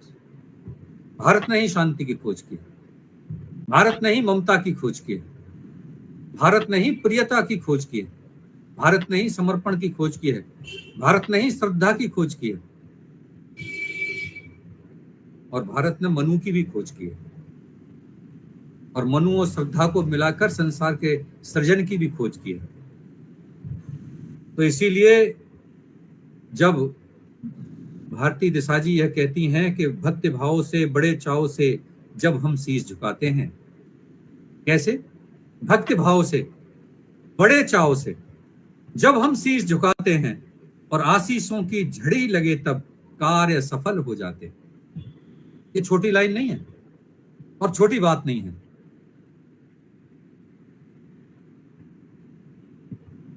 बचपन में जब माँ कहती है कि पिताजी के पैर छुओ, बाबा के पैर छुओ, दादी के पैर छुओ, तो भाव पैर छूना नहीं होता, भाव होता है झुकना सिखाना, भाव होता है अहंकार से मुक्ति सिखाना, भाव होता है श्रद्धा का पैदा करना मन के अंदर। और एक रचनाकार की जिम्मेदारी बनती है कि जब वो कोई रचना लिखे तो वह जिसके लिए लिख रहा है वह ऐसे कुछ सूत्र तो दे कि वह मानव के अंदर क्या परिवर्तन करना चाहता है, क्या लाना चाहता है। भारतीय दिशा उस परिवर्तन को मानव के अंदर देने का सद प्रयास किया है, और संदेश दिया है कि लालच की इच्छा से जाति, मन से करते हैं सेवा, नहीं सोचते पाएंगे वे इसके बदले में मेवा। लालच से मुक्ति का संदेश मानव मात्र को, और कैसे समय में? जब पूरा विश्व लालच की ओर दौड़ रहा है, व्यवसायी बन गया है पूरा विश्व, इस हाथ ले और उस हाथ दे का चिंतन जब पूरे विश्व भर में फैल रहा है, तब भारतीय चिंतन के त्यागमयी स्वरूप को, लालच मुक्त स्वरूप को, और जिसमें कहा गया लोभ पापस्य कारणम, लोभ ही पाप के सभी पापों का कारण है, ऐसा चिंतन जो विश्व भर के लिए भारत ने दिया, वह भारती जी की कविता में न हो ऐसा संभव नहीं है। इसलिए भारती जी ने यह लिखा है कि विजय के गीत है गाती जुड़ी सस्ती सदा थाती, विजय के गीत है गाती जुड़ी रहती सदा थाती, हमारी शान है हिंदी, हमारा मान है हिंदी, हमारी है यही हिंदी बनी जो भाल की बिंदी, लिखी बोली वही जाती यही तो शुद्धता लाती, विजय के गीत है गाती जुड़ी रहती सदा थाती। आप देखिए, ऐसा नहीं कि इन्होंने कोई हिंदी को लेकर नई बात कही है, लेकिन एक बड़ी महत्वपूर्ण बात इस कविता के अंदर कही है, और ये रचनाकार का धर्म है। क्या कही है कि अपनी भाषा में ही हम अपनी सांस्कृतिक विरासत को ठीक से प्रकट कर सकते हैं और दूसरे को समझा सकते हैं। ये जो थाती शब्द प्रयोग किया है, ये थाती शब्द जो है भारत की उस सांस्कृतिक विरासत का सूचक है जो केवल हम अपनी भाषा में ही अभिव्यक्त कर सकते हैं। कोई दूसरी भाषा हमारी थाती को अभिव्यक्त नहीं कर सकती, हमारी संस्कृति को, हमारे स्वरूप को प्रकट नहीं कर सकती। यह क्षमता केवल हिंदी के अंदर है या संस्कृत के अंदर है।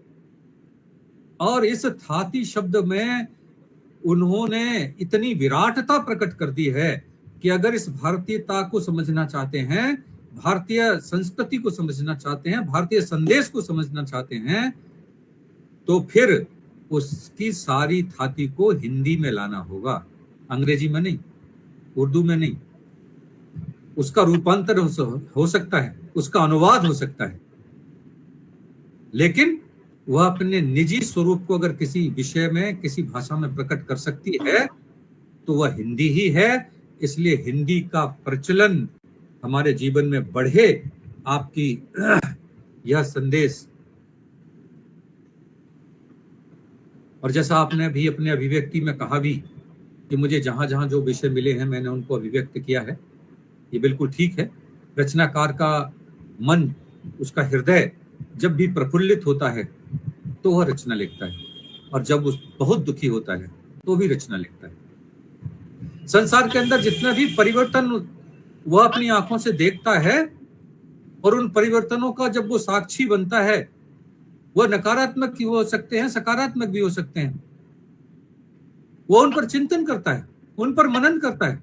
आप विश्वास मानिए, हो सकता है आपको मेरी बात पर विश्वास न हो, लेकिन मैं आपको बड़ी कटुता के साथ ये बात कहता हूं कि इस संपूर्ण जगत की पीड़ा को और खुशी को अगर कोई भोगता है तो वो रचनाकार ही भोगता है, साहित्यकार ही भोगता है, कभी ही भोगता है, और फिर उस भोगे हुए अपने अनुभवों को अपनी रचनाओं के साथ वो अभिव्यक्त करता है। रचनाकार के अतिरिक्त कोई दूसरा इस धरती पर है ही नहीं जो मानवीय पीड़ा को जैसे का तैसा भोग कर उकेरता हो, अभिव्यक्त करता हो, बताता हो। जिस कमी को देखता है, आज पूरे विश्व भर के अंदर पर्यावरण चिंतन का विषय बन गया है। नदियां सिमट रही हैं, पानी बोतलों में आ गया है, बोतलों की कीमत लगातार बढ़ती चली जा रही है, नदियों से पानी सूख रहा है, पेड़ धरती से गायब हो रहे हैं, गर्मी बढ़ रही है, तापमान धरती का बढ़ता चला जा रहा है, मानव का जीवन संकट में पड़ गया है। कौन सोच रहा है? पर्यावरणविद सोच रहे हैं, वह भी साहित्यकार हैं, कवि हैं, उनके अंदर भी संवेदनाएं हैं, या फिर रचनाकार सोच रहा है? अगर भारती जी ने बरसरहा नेह लिखा है तो बरसरहा शब्द तो प्रकृति से है ही, कम से कम मेघ न बरसे, लेकिन बरस तो रहा है। क्या बरस रहा है? इसीलिए पर्यावरण बचाओ भाई आह्वान करती हैं वो कहती हैं कि धरती रोती बिन पेड़ों के खोती जाती है बहार, और पर्यावरण बचाओ भाई आज समय की है पुकार।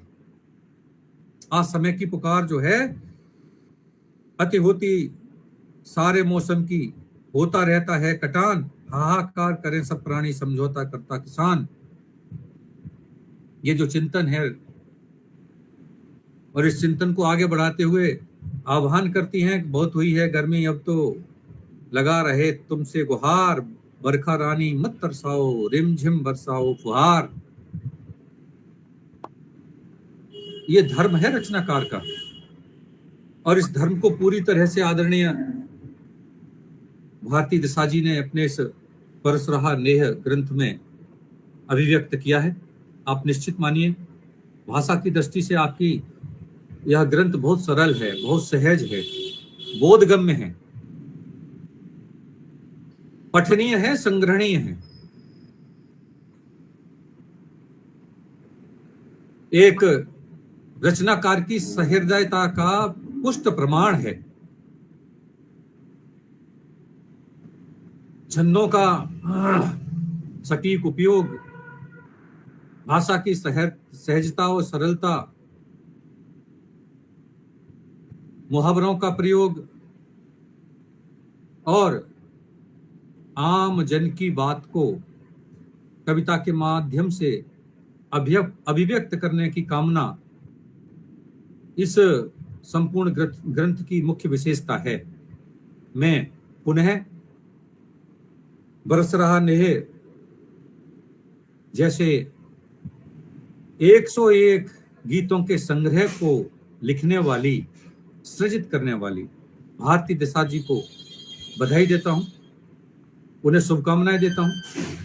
ईश्वर से प्रार्थना करता हूं कि वह निरंतर इसी प्रकार हिंदी और भारती दोनों की सेवा करती रहें और नए नए ग्रंथों का सृजन कर काव्यांगन पटल को यह अवसर दें कि वह हर बार उनके नए ग्रंथ को लोकार्पित करने का अवसर प्राप्त कर सके। मैं काव्यांगन पटल के सभी विद्वान समीक्षकों को और बहुत सुंदर संचालन कर रही मंजू छिल्लर जी को और काव्यांगन पटल के संचालक रमापति त्रिवेदी जी को और इसके संस्थापक आदरणीय डॉक्टर पूजनीय डॉक्टर रामकृष्ण शर्मा जी को सादर अभिनंदन करते हुए, अभिवादन करते हुए, पुनः बरस रहा नेह के लिए शुभकामनाएं देते हुए अपनी बात को विराम देता हूं। धन्यवाद, नमस्कार। बहुत बहुत धन्यवाद आदरणीय। आज इस पटल पर उपस्थित होने का श्रेय भी आप ही को जाता है। आप ही ने मुझे यहाँ आमंत्रित किया था कि आप आइए मंच पे, और फिर आगे आदरणीय रमापति जी ने मुझे आगे बुलाया। तो सभी का बहुत बहुत धन्यवाद। आदरणीय राकेश भाई जी का, आदरणीय मुक्तिनाथ जी का, आदरणीय नवल भाई जी का, आदरणीय मंजू जी का, आदरणीय शिल्पी जी इस समय दिखाई नहीं दे रही, उन सभी का बहुत बहुत आभार है। बहुत बहुत धन्यवाद आप सभी की इतनी सुंदर समीक्षा के लिए, इतने सुंदर पटल पर। तो मैं आगे क्या कह सकती हूँ, बस धन्यवाद। आपकी समीक्षा बहुत सराहनीय है आदरणीय। आपने नई तरीके से पाठकों को सोचने को मजबूर किया। इतनी सुंदर समीक्षा के लिए बहुत बहुत बधाई सर। आदरणीय दिशा जी, आपका इतना भव्य गीत संग्रह आज लोकार्पित हुआ है, इसमें आपके परिवार के सदस्यों का क्या महती योगदान रहा होगा? कृपया अंत में अपने विचारों से हमें और हमारे दर्शकों को अवगत कराएं। तो देखिए, बिना सहयोग के तो कुछ भी नहीं होता है।